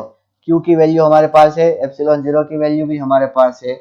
So if we replace the value, we will get answer as the 1.6 into 10⁸8, 1.6 into 10⁸8 Newton metre square पर कूलम। क्या मिलेगी हमें बच्चों न्यूटन मीटर स्क्वायर पर कूलम। ओके देखिए अब ये एग्जांपल नंबर 1.23 देखते हैं। An infinite line charge produces electric field, हमें इलेक्ट्रिक फील्ड दिया है, कितना दिया है 9 इंटू 10⁻⁴ न्यूटन पर coulomb at a distance of 2 centimetre. बच्चों आर कितना दिया है 2 सेंटीमीटर, 2 सेंटीमीटर का मतलब 2 into 10⁻⁻² metre. Calculate linear charge density, it's very simple, you should know the formula. Calculate linear charge density, E is equals to 2k lambda upon R. So what is the lambda? Lambda is equals to ER upon 2k। अभी E कितना दिया है हमें 9 into 10⁻⁴, right. R कितना दिया है 2 into 10⁻⁻², okay, और divide by 2 ये आएगा 9 इंटू 10⁻⁹। अगर आप सारी वैल्यू रिप्लेस करते हो तो आपको आंसर मिलेगा 10 माइक्रोकूलम पर मीटर। वेरी सिंपल, आपको फॉर्मूला पता होना चाहिए। ओके 1.24 देखते हैं। Two large thin metal plates, एक बात ध्यान में रखिए, कैसी metal plate, thin metal plate are parallel and close to each other. एक मेटल प्लेट और दूसरी metal plate parallel and close to each other On their inner faces, the plates have a surface charge density of the opposite sign and of the magnitude this. Okay मैं पहले आपको बोल दूं कि sigma दिया है हमें 17 इंटू 10⁻⁻22 कूलम्ब पर मीटर स्क्वायर। एक के ऊपर सिग्मा है और दूसरे के ऊपर माइनस सिग्मा है। What is electric field A in the outer region of the first plate, मतलब कि यहां पर। B in the outer region of the second plate, मतलब कि यहां पर। एंड बिटवीन द प्लेट्स, यहां पर। बच्चों देखो ये पॉजिटिव है तो इसकी वजह से जो इलेक्ट्रिक फील्ड आएगा वो यहाँ ऐसा होगा। फिर इसकी वजह से, पहले की बात कर रहा हूं मैं, इसकी वजह से आएगा वो ये आएगा। और ये इसकी बात कर रहा हूं थर्ड रीजन में ये आएगा, ठीक है ना। ये इलेक्ट्रिक फील्ड क्या आएगा ई और ई। अब ये नेगेटिव की बात करते हैं। नेगेटिव को मैं दो एरो से रिप्रेजेंट करने वाला हूं ऐसा। तो ये नेगेटिव है तो अपनी ओर खींचेगी, ये नेगेटिव है तो ये भी अपनी ओर खींचेगी, यहाँ भी वो अपनी ओर खींचेगी। एक बात याद रखिए बच्चों, हम लोगों ने डिस्कस किया था, क्या डिस्कस किया था, electric field does not depend on the distance and what is the formula for the electric field, that is sigma upon 2 epsilon 0। आप यहाँ पर देखिए ये दोनों अपोजिट है, तो पहले का जो आंसर है वो हो जाएगा E minus E is equals to 0 newton पर कूलम। पहले का आंसर क्या हो जाएगा 0। अभी दूसरे का आंसर भी देखिए, यहाँ पर भी दोनों अपोजिट है, तो E minus E is equals to 0 newton पर कूलम। और बीच के बात करें, ये जो C वाला है, मैं C को यहाँ पर लिखता हूं। यहाँ पर नेट इलेक्ट्रिक फील्ड होगा E plus E, that is 2E, और E की वैल्यू सिग्मा अपॉन 2 एप्सिलॉन 0 है। यहाँ पर मैं रिप्लेस करता हूँ सिग्मा अपॉन 2 एप्सिलॉन 0, ठीक है। So what we will get, sigma upon epsilon 0, और सिग्मा की वैल्यू क्या है 17 इंटू 10⁻⁻22, और एप्सिलॉन 0 की value 8.85 into 10⁻⁻12. So if we replace all this value, we will get answer as a 1.9 Newton पर coulomb. ठीक है, कहां से, पॉजिटिव से नेगेटिव की ओर। अच्छी तरीके से याद रखिए, अगर दोनों में सेम चार्ज दिया है तो ऐसा नहीं होगा, दोनों में अपोजिट चार्ज दिया है तब भी ऐसा होगा। ठीक है, ओके। अभी देखते हैं एडिशनल एक्सरसाइज। एडिशनल एक्सरसाइज भी इंपॉर्टेंट है बच्चों, इसको भी करना चाहिए। क्या दिया है आप इसको पढ़िए। An oil drop of 12 excess electron, एक ऑयल ड्रॉप है, famous experiment by R Millikan. Okay, Millikan oil drop experiment इधर लिखा भी है। An oil drop of 12 excess electron, मतलब कि उसके ऊपर नेगेटिव चार्ज है बच्चों। कितना नेगेटिव चार्ज है, -12E। ठीक, और इसको अगर सोल्व करना है तो आपको -12 into 1.6 into 10⁻⁻19। Okay, is held stationary under the constant electric field. Electric field भी दिया हुआ है, क्या बात है। इलेक्ट्रिक फील्ड कितना दिया है 2.55 इंटू 10⁴ न्यूटन पर coulomb. Okay, the density, density भी दी है, क्या बात है 1.26 ग्राम पर सेंटीमीटर क्यूब। अगर किलोग्राम में कन्वर्ट करना चाहे तो 1.26 इंटू 10⁻³ किलोग्राम पर मीटर क्यूब। हमें उसको ऐसा में रखना है, ठीक है।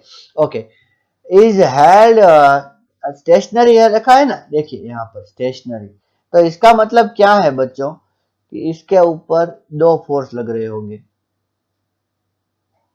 ओके, और ये JEE के लिए बहुत इंपॉर्टेंट है। नीचे वाला जो फोर्स लग रहा होगा वो mg होगा, और ऊपर वाला फोर्स लग रहा होगा वो QE होगा। हमें फाइंड क्या करना है, रेडियस। सोचो कि इसकी रेडियस क्या है, r। ओके, अभी मैं क्या लिखता हूं, देखिए, for equilibrium QE equals to mg, therefore m is equals to QE upon g। बच्चों g की वैल्यू मैं यहां पर फिर से लिख देता हूं, हम क्या लेंगे 10 मीटर पर सेकंड स्क्वायर, ये है एक्सेलरेशन ड्यू टू ग्रेविटी, ठीक है। ओके, अभी m इज इक्वल्स टू क्या होता है, डेंसिटी इनटू वॉल्यूम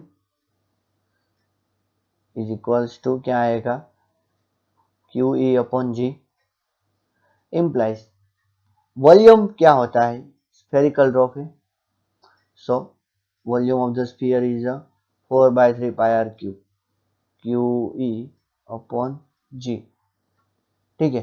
तो यहां से हमें पता चलेगा R इज इक्वल्स टू, तो ये आएगा 3QE upon 4 pi rho G whole raise to 1/3। आपके पास सारी वैल्यू है, देखिए 3QE, Q मैंने लिखा है यहाँ पर, भले स्मॉल लिखा हो, आप वो वैल्यू रिप्लेस कर देना, रो और G सारी वैल्यू है। सो if you replace all this value you will get answer 9.81 into 10 raised to minus 4, 9.81 into 10 raised to minus 4 millimeter, ठीक है। So in this way you can find this। अभी हमें क्या दिया है, देखिए एक एग्जांपल देखिए 1.26, which among the curve shown in figure cannot possibly represent electric field lines। तो ए की बात करें तो ए में नहीं रिप्रेजेंट करता, ओके, नॉट रिप्रेजेंटिंग, तो मैं यहाँ पर नॉट ऐसा नॉट या यस भी लिखूंगा। रीजन क्या है, रीजन ये है that electric field should be perpendicular to surface। बच्चों हमने ऐसा बात की थी, इलेक्ट्रिक फील्ड परपेंडिकुलर होना चाहिए। फॉर एग्जांपल ये है मेटालिक कंडक्टर, ओके, और इसके ऊपर यहाँ पर पॉजिटिव चार्ज है, तो electric field line should be perpendicular, कैसी होनी चाहिए, परपेंडिकुलर होनी चाहिए, ओके। लेकिन अगर आप यहाँ पर देखोगे तो यहाँ पर आपको कहीं कहीं परपेंडिकुलर नहीं दिख रही है, ठीक है ना। यहाँ पर रीजन क्या है, नॉट परपेंडिकुलर, इसलिए इसको रिजेक्ट कर दिया, ठीक है। अब बी को देखते हैं, ठीक है, मैं इसको बी ले रहा हूं, तो यहाँ पर देखिए ये पॉजिटिव और पॉजिटिव है, तो ये है यस, क्यों, क्योंकि पॉजिटिव पॉजिटिव है तो वो रिपेल करेगी और पॉजिटिव से ही बाहर निकल रही है, देखो यहाँ से भी ऐसे ही बाहर निकल रही है और यहाँ से भी ऐसे ही बाहर निकल रही है।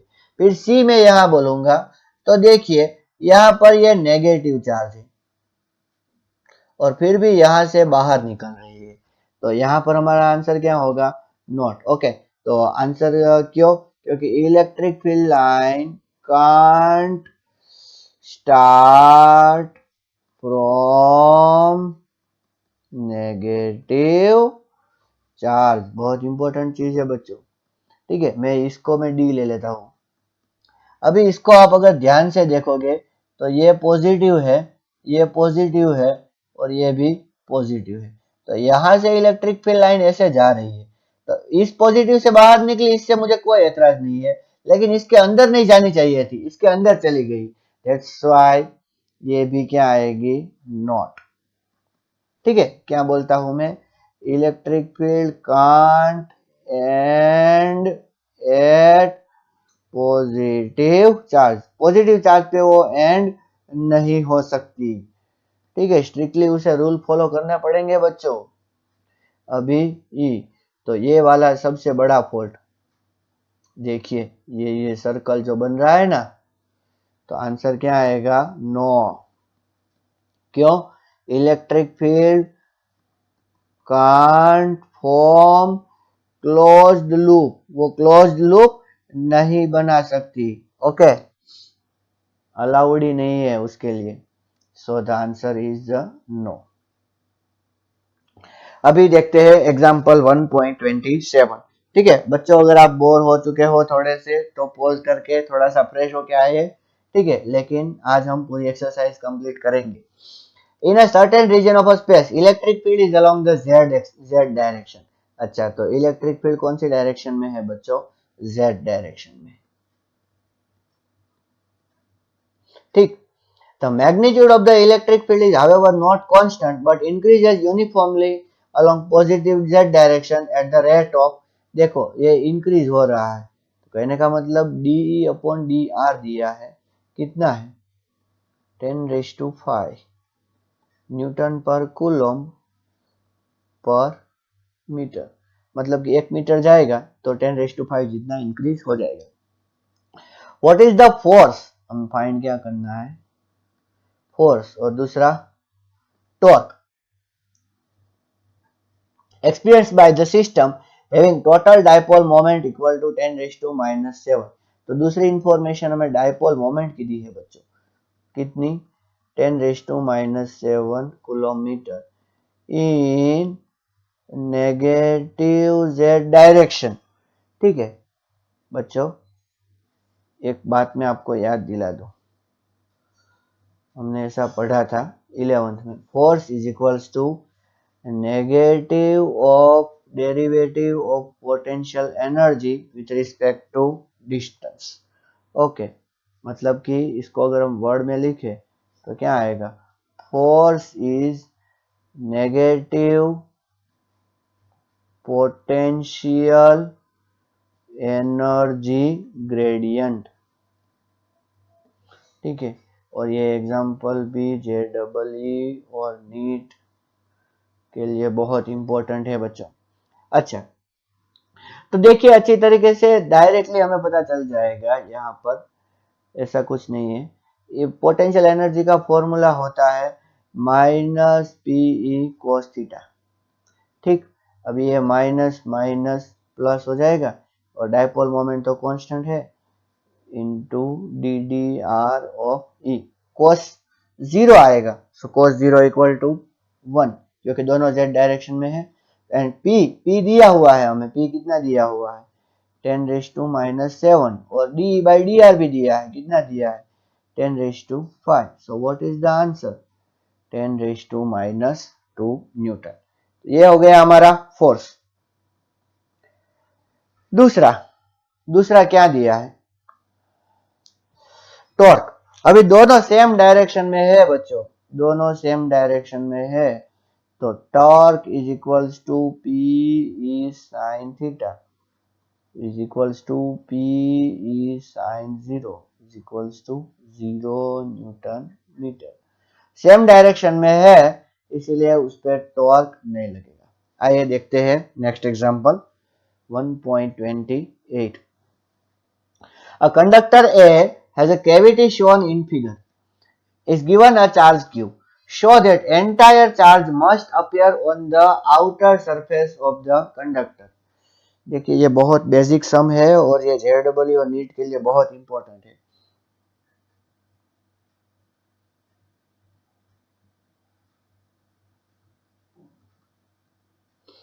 क्या दिया है, ये कंडक्टर दिया है,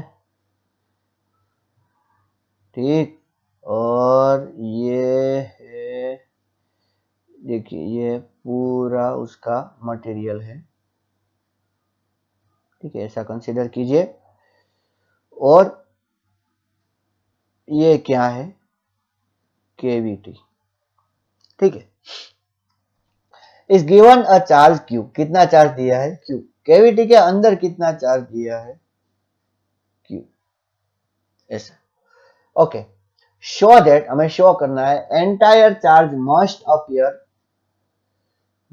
appear on the outer surface of the conductor. बहुत सिंपल है, तो सबसे पहले आपको एक फैक्ट याद होना चाहिए, electric field is equals to 0 newton पर कूलम इन कंडक्टर। अच्छी तरीके से कोई भी केस ले लो, कंडक्टर के अंदर इलेक्ट्रिक फील्ड ऑलवेज कितना होता है, 0 होता है, ठीक है, ये आपको अच्छी तरीके से याद होना चाहिए। अच्छा, अभी हम क्या करेंगे, यहां पर एक गॉसियन सरफेस कंसीडर करेंगे बच्चों। हम करेंगे कंसीडर, क्या कंसीडर करने वाले हैं हम? Gaussian surface. कहा देखिए, मैं वर्ड में नहीं लिख रहा हूं, मैं सिर्फ बोल रहा हूं, प्लीज आप उसको वर्ड में लिखिए। Consider a Gaussian surface inside conductor. यहां पर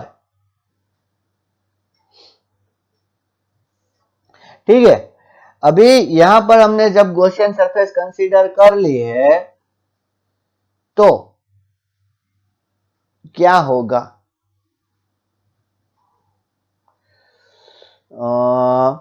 according to Gauss law, E बार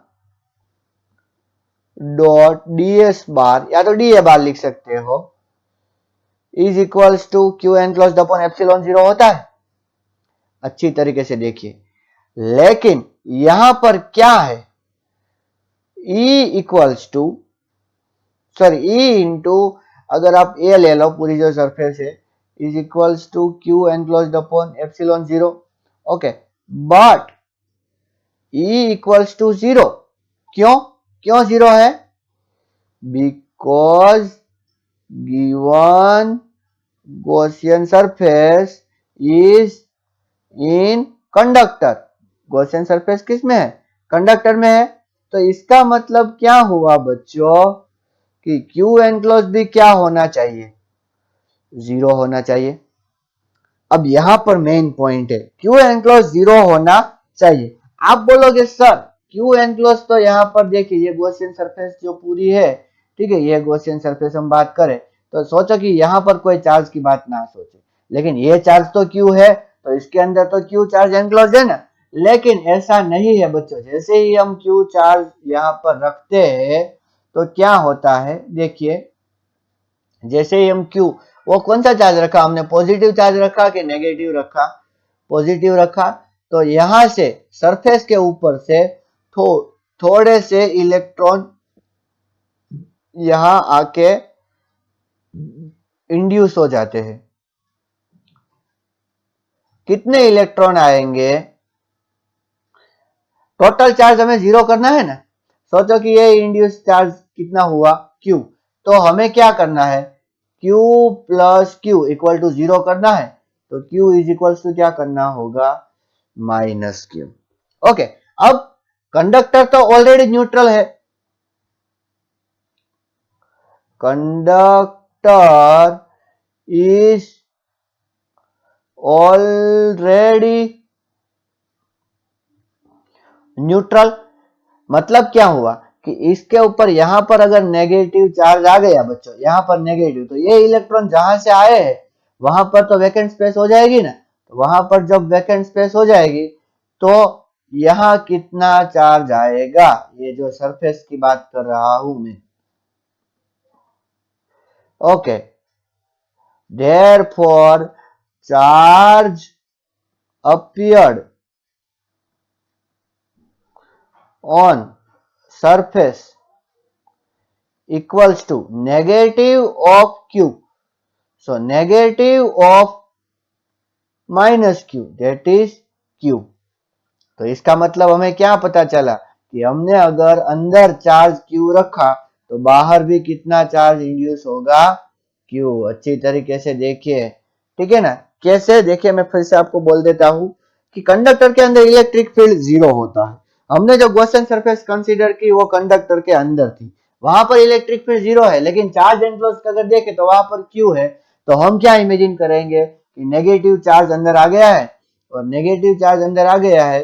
कहां पर नेगेटिव चार्ज आया? देखिए, ये जो नेगेटिव चार्ज है वो मैं बात कर रहा हूं, और इस नेगेटिव चार्ज के चलते यहाँ पर पॉजिटिव चार्ज आएगा, क्योंकि वो नेगेटिव क्यों आया था? ये इलेक्ट्रॉन यहाँ पर चल के आ गए थे, तो उस इलेक्ट्रॉन की वजह से यहाँ पर वैकेंसी क्रिएट हो गई। और कितनी वैकेंसी क्रिएट होगी? जहां जितना ये इलेक्ट्रॉन गए इतना। तो ये क्यू है, तो यहाँ पर माइनस क्यू आएगा और यहाँ पर प्लस क्यू आएगा। तो हमने क्या प्रूव कर दिया? that yes, charge will get okay। अभी B, अनदर कंडक्टर B। अच्छा देखिए, अब ये पहला प्रूव हो गया तो दूसरा तो बहुत इजी है। Another conductor B with a charge Q is inserted into the cavity keeping B insulated from A.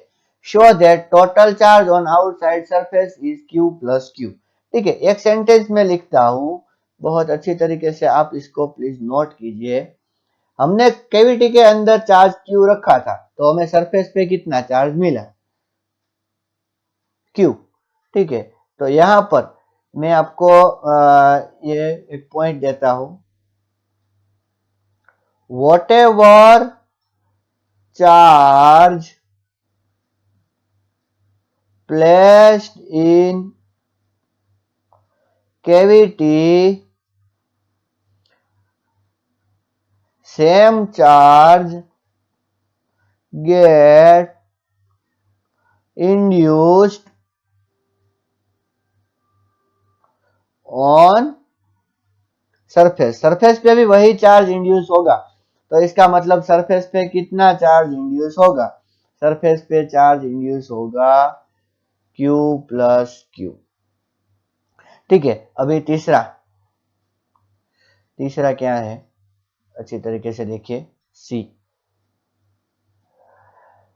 A sensitive instrument is to be shielded, shielded मतलब उसको प्रोटेक्ट करना है, from the strong electrostatic field in the environment, suggest a possible way। देखिए, बहुत अच्छी तरीके से देखिए, आपको क्या करना होगा, आपको ये कंडक्टर है जिसके अंदर कैविटी बनाई गई है, इसके अंदर उस इंस्ट्रूमेंट को रख दीजिए। क्यों? क्योंकि देखिए, अगर चार्ज है भी तो यहां पर पॉजिटिव आएगा और यहां पर नेगेटिव, या तो यहां पर नेगेटिव और यहां पर पॉजिटिव। और हमें पता है कि इलेक्ट्रिक फील्ड कितना होता है? Sigma upon epsilon 0। तो अगर हम नेट इलेक्ट्रिक फील्ड देखेंगे, नेट इलेक्ट्रिक फील्ड कहां पर? कैविटी में। तो कैविटी में नेट इलेक्ट्रिक फील्ड कितना आएगा?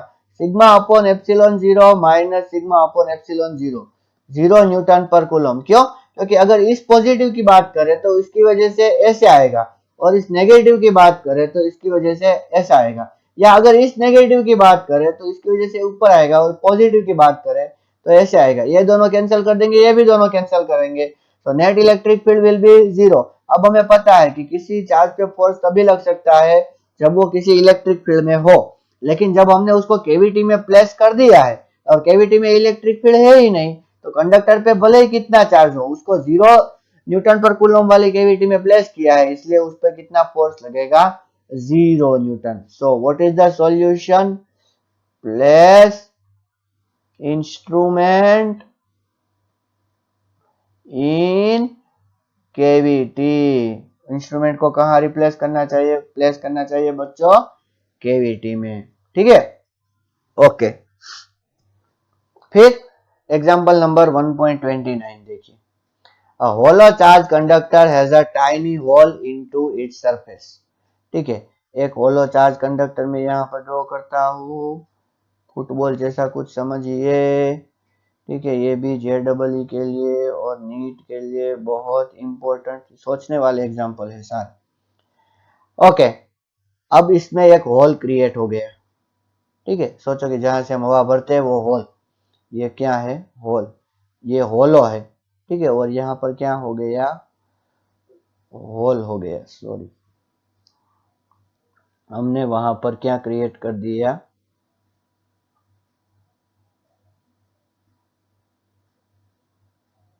होल। ओके, और वहां पर इलेक्ट्रिक फील्ड कितना है वो हमें प्रूव करना है।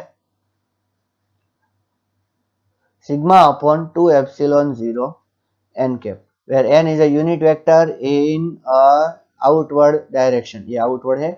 Okay, sigma is the surface charge density. देखिए, if hole is not present, अगर होल प्रेजेंट नहीं होता, ये पूरा अगर कंडक्टर होता, तो इसके यहां पर सेंटर में नेट इलेक्ट्रिक फील्ड कितना होता? 0। इसकी वजह से इलेक्ट्रिक फील्ड इधर और इसकी वजह से इलेक्ट्रिक फील्ड इधर, तो नेट इलेक्ट्रिक फील्ड कितना होता? 0 होता। और ये इलेक्ट्रिक फील्ड कितना होता है बच्चों? वो आपको पता है, सिग्मा अपॉन 2 एप्सिलॉन 0। ये भी पता है आपको, सिग्मा अपॉन 2 एप्सिलॉन 0। ठीक है, लेकिन अब हुआ क्या कि यहां से हमने थोड़ा सा मटेरियल निकाल दिया, यहां से हमने थोड़ा सा मटेरियल निकाल दिया। अब मटेरियल निकालेंगे तो उसकी वजह से जो इलेक्ट्रिक फील्ड प्रोड्यूस हुआ था वो भी निकल जाएगा ना। So therefore E net is equals to sigma upon 2 epsilon 0 n cap. समझ में आया कि नहीं? ये पूरा स्फीयर था, यहां पर देखिए इसकी वजह से इलेक्ट्रिक फील्ड इस डायरेक्शन में और इसकी वजह से इस डायरेक्शन में, तो नेट इलेक्ट्रिक फील्ड इन दोनों का कैंसिल हो चुका था, ठीक है। लेकिन अगर ये निकल गया तो बचा कौन? सिर्फ ये, और ये कितना आएगा? Sigma upon 2 epsilon 0। Very simple. Okay, अब ये बहुत बड़ा डेरिवेशन हमारे सामने आया है, आप इसको ध्यान से देखिए, ठीक है। क्या है डेरिवेशन, अच्छी तरीके से देखिए। अब हमने ये डेरिवेशन कर लिया है बहुत इजी तरीके से गॉस लॉ को यूज करके, लेकिन इसको आप ध्यान से पढ़िए। obtain formula for the electric field due to long thin wire of uniform linear charge density lambda without using Gauss law। Gauss law का यूज किए बिना बच्चों, गॉस लॉ का यूज करके तो हम इजीली कर सकते हैं, लेकिन गॉस लॉ का यूज किए बिना हमें करना है। कैसे करें? कोई भी एक पॉइंट ले लो जिसका डिस्टेंस r हो, और हमें p पर क्या फाइंड करना है? Electric field. इसकी चार्ज डेंसिटी कितनी है? लैम्बडा, ठीक है। यहां पर एक छोटा सा चार्ज कंसीडर करो जिसका डिस्टेंस यहां से कितना हो? x, और ये कितना हो? dx, ठीक है।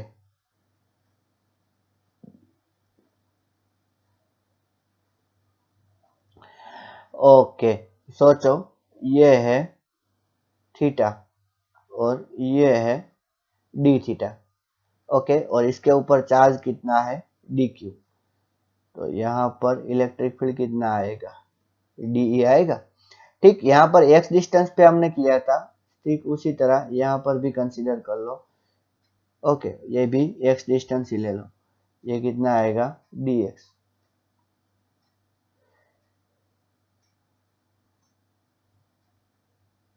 तो इसकी वजह से इलेक्ट्रिक फील्ड किधर आएगा? इधर।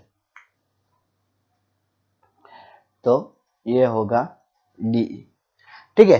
अभी देखिए ये थीटा है तो ये भी क्या हो जाएगा? थीटा ही होगा। तो यहां पर ये अगर थीटा है तो ये भी थीटा होगा, तो ये कंपोनेंट होगा डीई कोस थीटा, और ये कंपोनेंट होगा डीई साइन थीटा, ठीक। उसी तरह यहां पर भी एक कंपोनेंट होगा, सॉरी मैंने डीई कोस थीटा लिख दिया, वहां पर डीई कोस थीटा नहीं होगा, वहां पर होगा डीई साइन थीटा, और यहां पर होगा डीई कोस थीटा, ठीक है। तो यहां पर आप इजीली देख सकते हो dE sine theta component cancel हो जाएगा। आप कोई भी चार्ज, यहाँ एक चार्ज लो, यहाँ यहाँ यहाँ, सारे डीई साइन थीटा सारे कंपोनेंट कैंसिल हो जाएंगे और सारे डी कोस थीटा कंपोनेंट ही ऐड होंगे। मैं यहाँ पर लिखता हूँ, okay. So d E sine theta components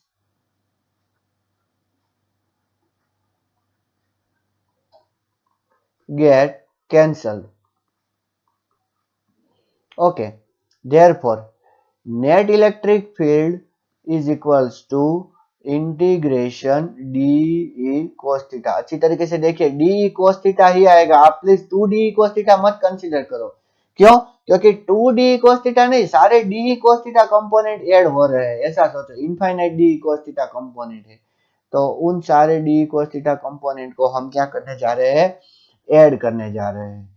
अभी डी फॉर्मूला के क्यू अपॉन आर स्क्वायर, लेकिन यहाँ पर चार्ज तो बहुत छोटा था, इसीलिए के डी क्यू अपॉन, सोचो ये क्या है? आर, और ये क्या है? एक्स, तो ये डिस्टेंस क्या होगा? Under root of x square plus r square होगा। तो यहाँ पर भी मैं लिख देता हूँ क्या? X square plus r square into क्या आएगा? कोस थीटा, ठीक है। अभी आगे करते हैं इंटीग्रेशन के, अभी ये क्या आएगा? Lambda into d x d q is equals to, और नीचे क्या आएगा x square plus r square cos theta. क्यों बच्चों, आपको पता होना चाहिए lambda is equals to Q upon l, या तो छोटा सा अगर आप चार्ज लेते हो तो D Q upon D x, ऐसा भी आप कर सकते हो। ठीक है, तो ये लेमड़ा डी एक्स आएगा।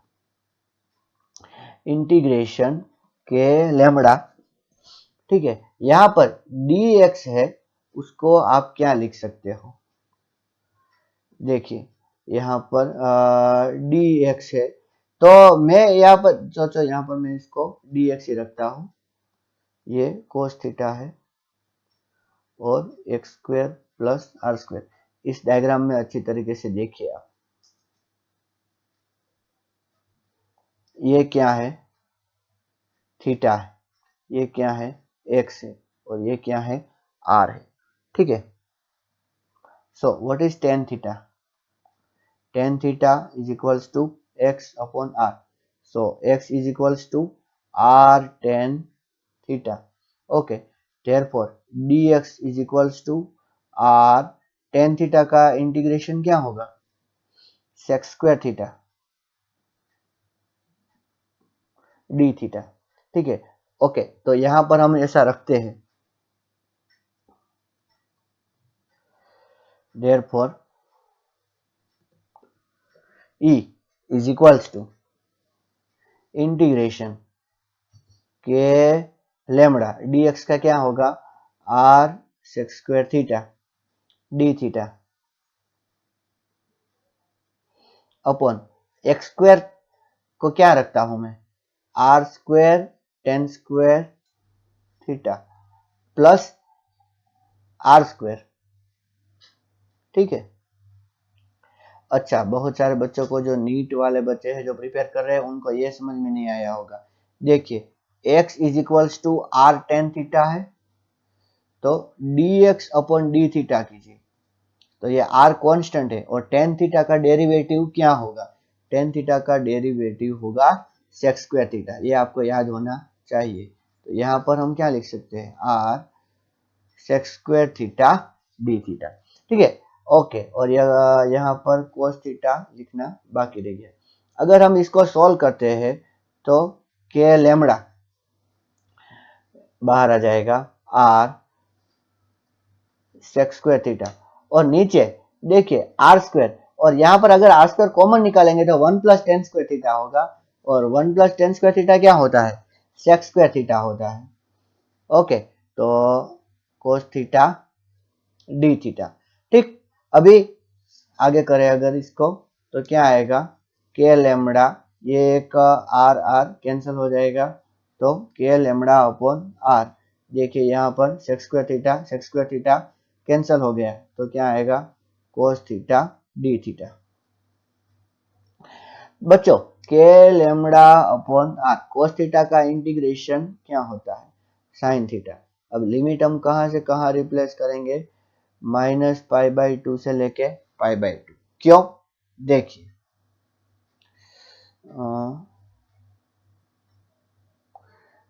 ये जब आगे जाएगा तो ये थीटा इंक्रीज होगा। ठीक है, कितना हाईएस्ट वैल्यू कितनी बन सकती है इसकी, माइनस पाई बाई टू, और ये ऊपर वाला जो जब जाएगा तब ये थीटा भी इंक्रीज होगा, तो इसकी हाईएस्ट वैल्यू कितनी बन सकती है, पाई बाई टू। तो के लेमड़ा अपॉन आर, अब ये कोस थीटा का इंटीग्रेशन साइन थीटा था ना, तो हम पहले रिप्लेस करेंगे क्या, sine pi by two, sine pi by two minus sine minus pi by two. ठीक है, अभी k lambda by r, sine pi by two 1 होता है, और sine minus pi by two minus 1 होता है, so what will be the answer, answer will be equals to 2k lambda upon r।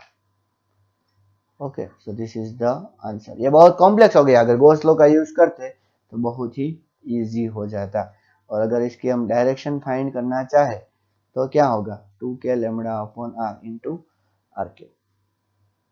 आइए next example देखते हैं, ये बहुत इजी एग्जांपल है।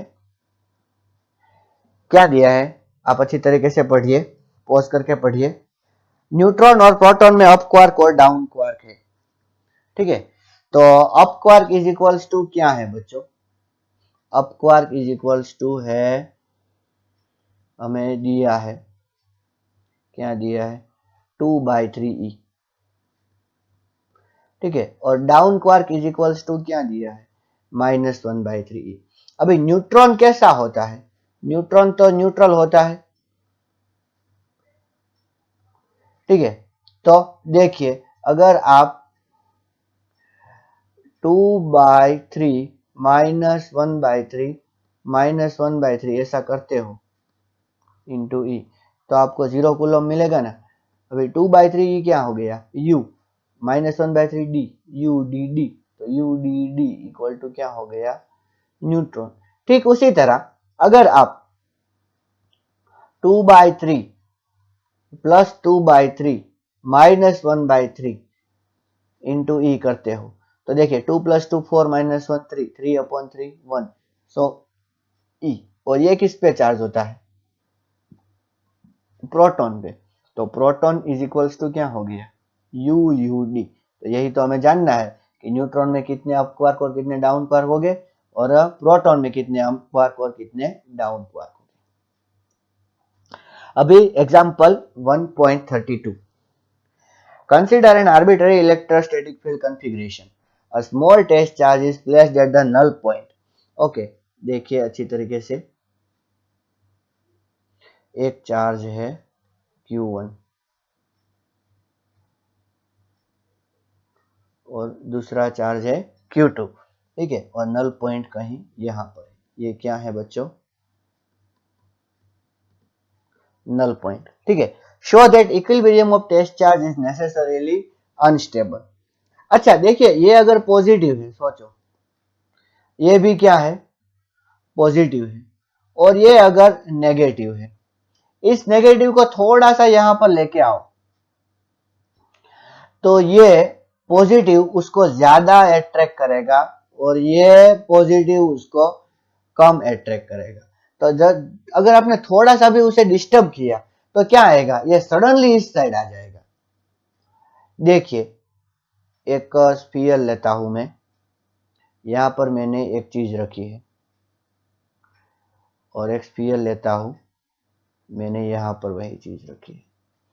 अगर मैं इस स्फीयर को थोड़ा सा इधर हल्का सा धक्का दूंगा तो ये नीचे गिर जाएगा, गेट्स ड्रॉप। ठीक है ना, ये अभी स्टेबल है। ठीक है ना, इसको इक्विलिब्रियम बोलेंगे बच्चों, इसको इक्विलिब्रियम बोलेंगे, लेकिन कैसा, अनस्टेबल। क्यों, क्योंकि थोड़ा सा भी अगर हमने उसको डिस्टर्ब किया तो वो गिर जाएगा। ठीक है, लेकिन अगर यहां पर देखो, इसको अगर थोड़ा सा धक्का दिया तो ये थोड़ा सा ऊपर आएगा लेकिन वापस उसी जगह पर आएगा। तो ये कैसा इक्विलिब्रियम है, स्टेबल इक्विलिब्रियम। तो स्टेबल और अनस्टेबल इक्विलिब्रियम का मतलब क्या है, कि अगर आप उसको उसके पॉइंट से डिस्टर्ब करते हो और डिस्टर्ब करने के बाद छोड़ देते हो, अगर वही पॉइंट पे वो वापस आ जाएगा तो स्टेबल है, अगर वही पॉइंट पे वो वापस नहीं आता तो वो कैसा है, अनस्टेबल है। तो यहां पर सोचो कि ये है एक्स डायरेक्शन, ये क्या, कौन सी डायरेक्शन है बच्चों, एक्स डायरेक्शन। तो हम क्या बोलेंगे, here it is unstable in x direction. X direction में वो कैसा है, अनस्टेबल। क्यों, क्योंकि जैसे ही हम इसको इधर से इधर लेके गए वो चला गया। लेकिन अगर अगर अगर अगर हम ऐसा सोचे कि इसको हम यहां से ऊपर लेके गए, नेगेटिव है तो यह पॉजिटिव उसको ऐसे खींचने की ट्राई करेगा और यह पॉजिटिव भी उसको ऐसे खींचने की ट्राई करेगा, तो ये नीचे आ जाएगा और ऐसे ऐसे ऑसिलेट करेगा। तो क्या आएगा, it is stable in y direction, unstable equilibrium. ठीक है, verify result for simple configuration of two charges of same magnitude and sign placed at certain distance apart. तो ये जो हमने था वो वेरीफाई कर लिया। ओके, व्हाट इज गिवन, अच्छी तरीके से देखिए, बहुत इंपॉर्टेंट है जेडब्ल्यू के लिए और नीट के लिए। सो See it carefully. A particle of mass m and charge minus q enters the region between two charged plates initially moving along x axis. पहले किस डायरेक्शन में जा रहा था? x axis में. And speed vx. Like particle 1 in example 1.40. वो हमने देखा था ना दो प्लेट के बीच का. And length of the plate is L. And an uniform electric field E is maintained between the plates. Show that vertical deflection of the particle at the far edge of the plate is this. तो बच्चों वो तो हमने already show कर ही दिया था. कैसा? देखिए आपको एग्जांपल पूरा मैं आपको बोल देता हूँ कि पार्टिकल यहाँ से ऐसे जा रहा है. ठीक है. देखिए इनिशियली तो वो एक्स डायरेक्शन में ही जा रहा है ना. यहाँ पर ऐसा सोचे कि ये है पॉजिटिव चार्ज. क्या है? Positive charge. और यहाँ पर क्या है? Negative charge. तो हमें ये vertical deflection y is equal to ये हमें प्रूव करना है. तो वो तो हमने इतना तो कर ही लिया था कि y is equals to half a t square. अगर हम करेंगे तो हाफ ए कितना मिलेगा हमें? Q E upon m. ठीक है ना. वो तो फोर्स था इंटू टी स्क्वेयर. अब देखिए ये जो डिस्टेंस उसने कवर किया वो डिस्टेंस एल था. कितना? एल. आप इसको थोड़ा सा आगे समझिए. एल डिस्टेंस था. ओके. और उसकी जो स्पीड थी वो एक्स डायरेक्शन में तो चेंज होगी ही नहीं. क्यों? क्योंकि एक्स डायरेक्शन में फोर्स लग ही नहीं रहा है. तो देखिए हमारे पास अगर स्पीड कांस्टेंट है तो speed is equals to distance cover upon time taken. So time taken is equals to distance cover upon speed आएगा. तो यहाँ पर इसकी टी की वैल्यू यहाँ पर रिप्लेस कर देंगे. So what we will get? y is equals to half Q E upon M into l square upon v x square. कैसे? इस टी की वैल्यू हमने यहाँ पर रिप्लेस कर दी. तो वही तो हमें प्रूव करना है. देखिए q E l square upon v x square हो गया. ओके. अब हमें क्या दिया है? Suppose that particle in exercise 1.33 is an electron. तो मतलब कि हमारे पास यहाँ पर Q इज इक्वल टू क्या है? देखो ये दोनों एग्जांपल कनेक्टेड है इसलिए मैं यहाँ पर ऐसा लिख देता हूँ. सोचो कि 1.6 इंटू 10 रेज टू माइनस 19 है. Projected with velocity vx. तो मतलब कि हमारे पास vx भी है. कितना है? 2 into 10 raise to 6. And electric field. ठीक है. इलेक्ट्रिक फील्ड कितना है? इलेक्ट्रिक फील्ड है 9.1 इंटू 10 रेज टू 2 न्यूटन पर कूलम. तो मतलब कि हमारे पास Q है, E है, M भी पता चल गया. मास कितना होगा? 9.1 into 10 raise to minus 31 kilogram. M भी होगा. Okay. Where the electron will strike at upper plate. तो इलेक्ट्रॉन कहाँ पर स्ट्राइक होगा? मतलब कि हमें क्या मालूम करना है बच्चों? L मालूम करना है. तो यही फॉर्मूला है. हमारे पास y भी है. y कितना होगा? देखिए what is given that E between the plates separated by 0.5 centimetre. तो ये जो प्लेट है उनके बीच का सेपरेशन 0.5 है. तो जो ये जब स्ट्राइक होगा यहाँ पर तो उसने वर्टिकल डिस्टेंस कितना कवर किया होगा? 0.5 अपॉन 2. मतलब कि y इज इक्वल्स टू क्या आएगा? 0.25 सेंटीमीटर. तो इन सब की वैल्यू आप इस फॉर्मूला में रिप्लेस कीजिए. You will get answer L is equals to 1.6 centimeter. Okay, so finally we have completed the total chapter electric charges and field. Okay, and in the next session we are going to see the next chapter, that is electric potential and capacitance. Okay, तो इसको ध्यान से देखिए. Thank you very much. नमस्कार.